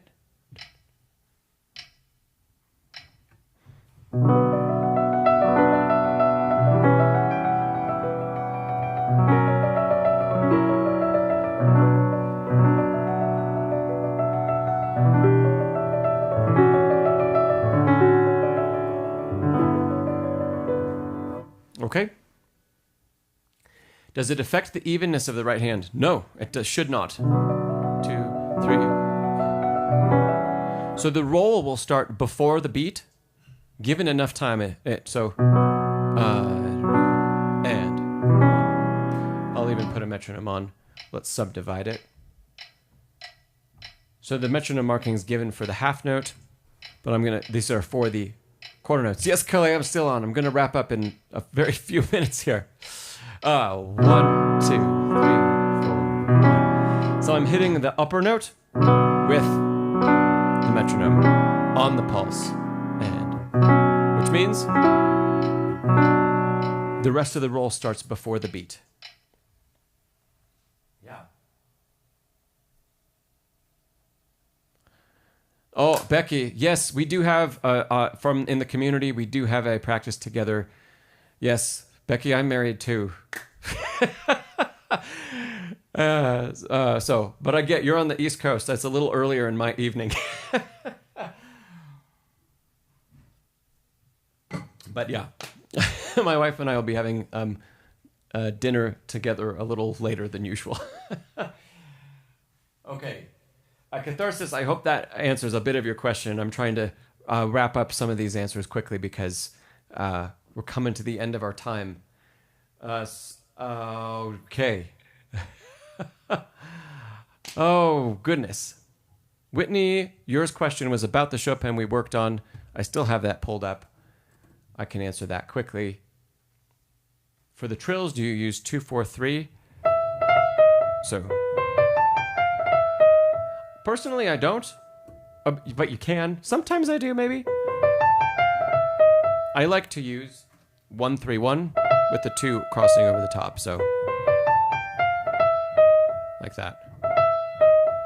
It uses a little more rotation, and I can execute that very quickly, but there's no problem at all with 2-4-3.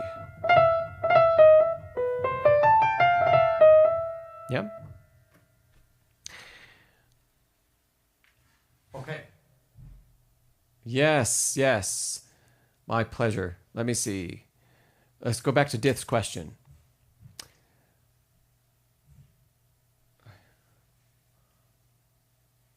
Okay. Oh, Dith asking about Bach.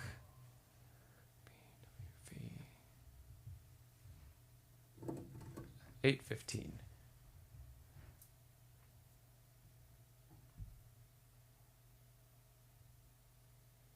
Oh, great stuff. Okay, I actually think I have this.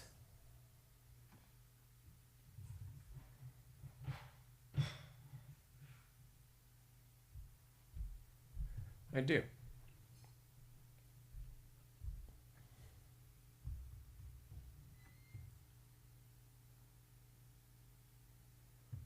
Okay. So,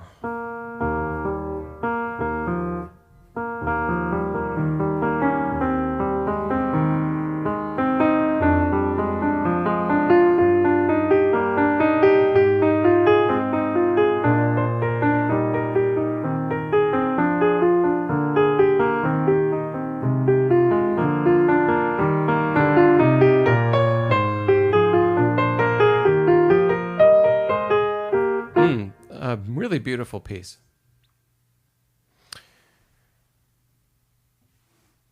So you say the right hand just seems to run on and on without any obvious sections, and you're not quite sure where to break it up. Okay. Let's try to hear where things, where the overall musical feel changes. So if we start from the beginning, every bar, the left hand is kind of pulsing, and the right hand is just beginning. So we're not going to break anything here.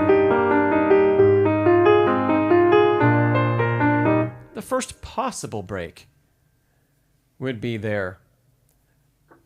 Because of the change in direction of the right hand, we go from a drop or a skip down at the beginning of measure 3 to then a jump up.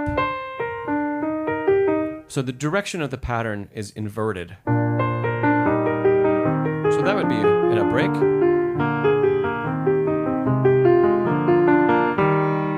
Here is a cadence because we have truly, that's B flat 7. So this is in 5. This is our 5. In measure 5, we have a 5 chord. That cadence is on 1. So that is another moment of break. Before or I would actually maybe say after the resolution. So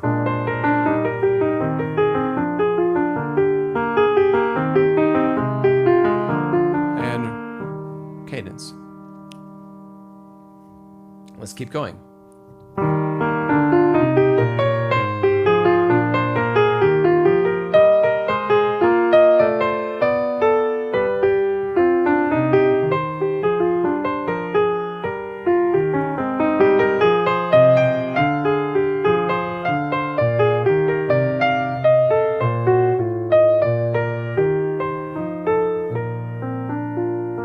Let's see if we can, I mean, that's obvious at the end of the page. Let's see if we can build one more into the middle of all this. So I'm starting back in measure 5.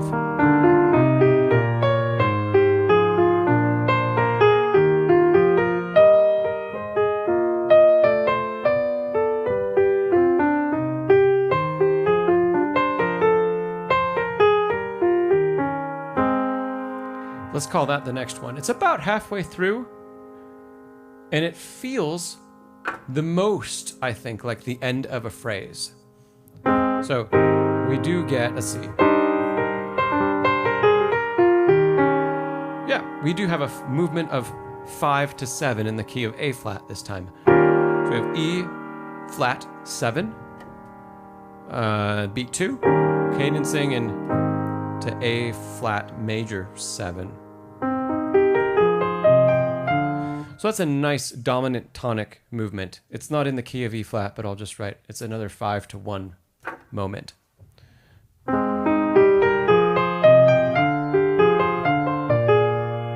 And this is another one, but it's not as strong.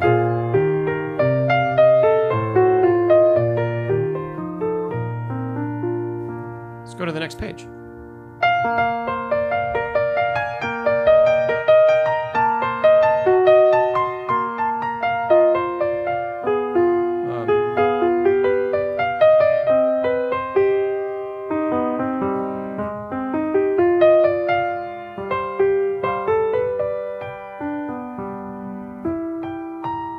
Okay, so before we do all of that,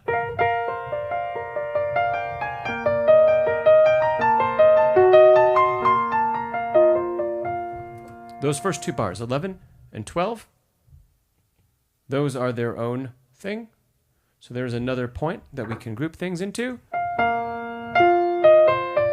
Now 13 is the beginning of something, beginning of a development.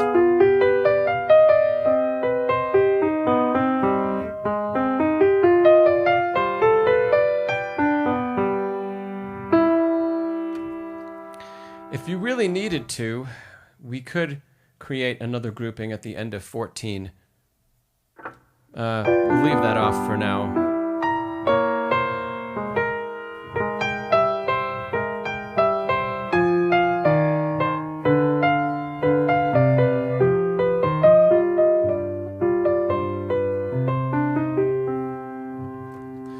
Okay, that is a very good ending at our cadence in C minor. I would say if you can get through 13, 14, 15, and 16 together. Richard, great question. Is the next level Pianist Academy, is it limited?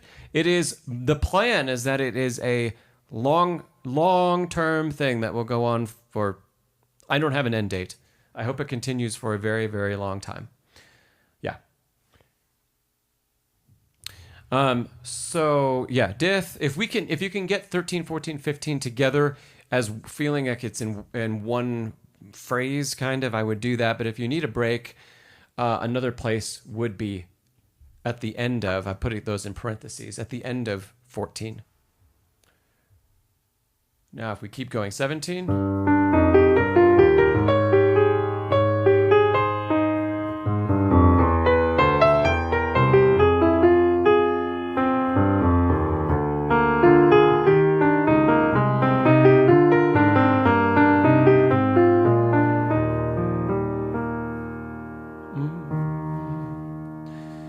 Once again, these work out really nicely. Obviously, the end is 1, but we could divide this in half as well. In fact, that's a very short group that almost quasi gets sequenced. There. Next one.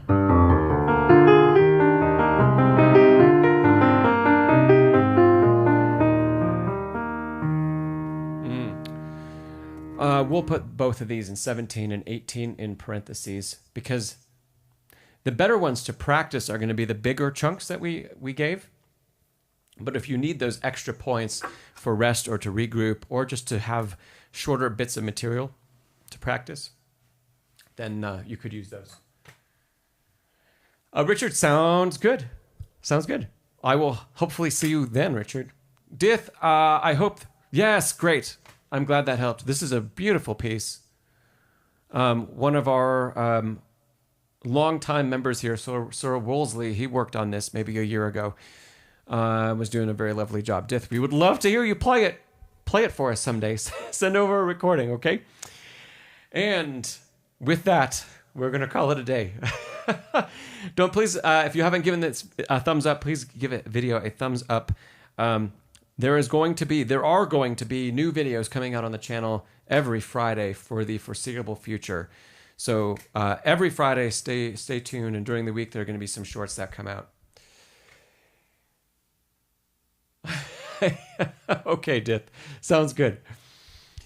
And yes, Jane says share.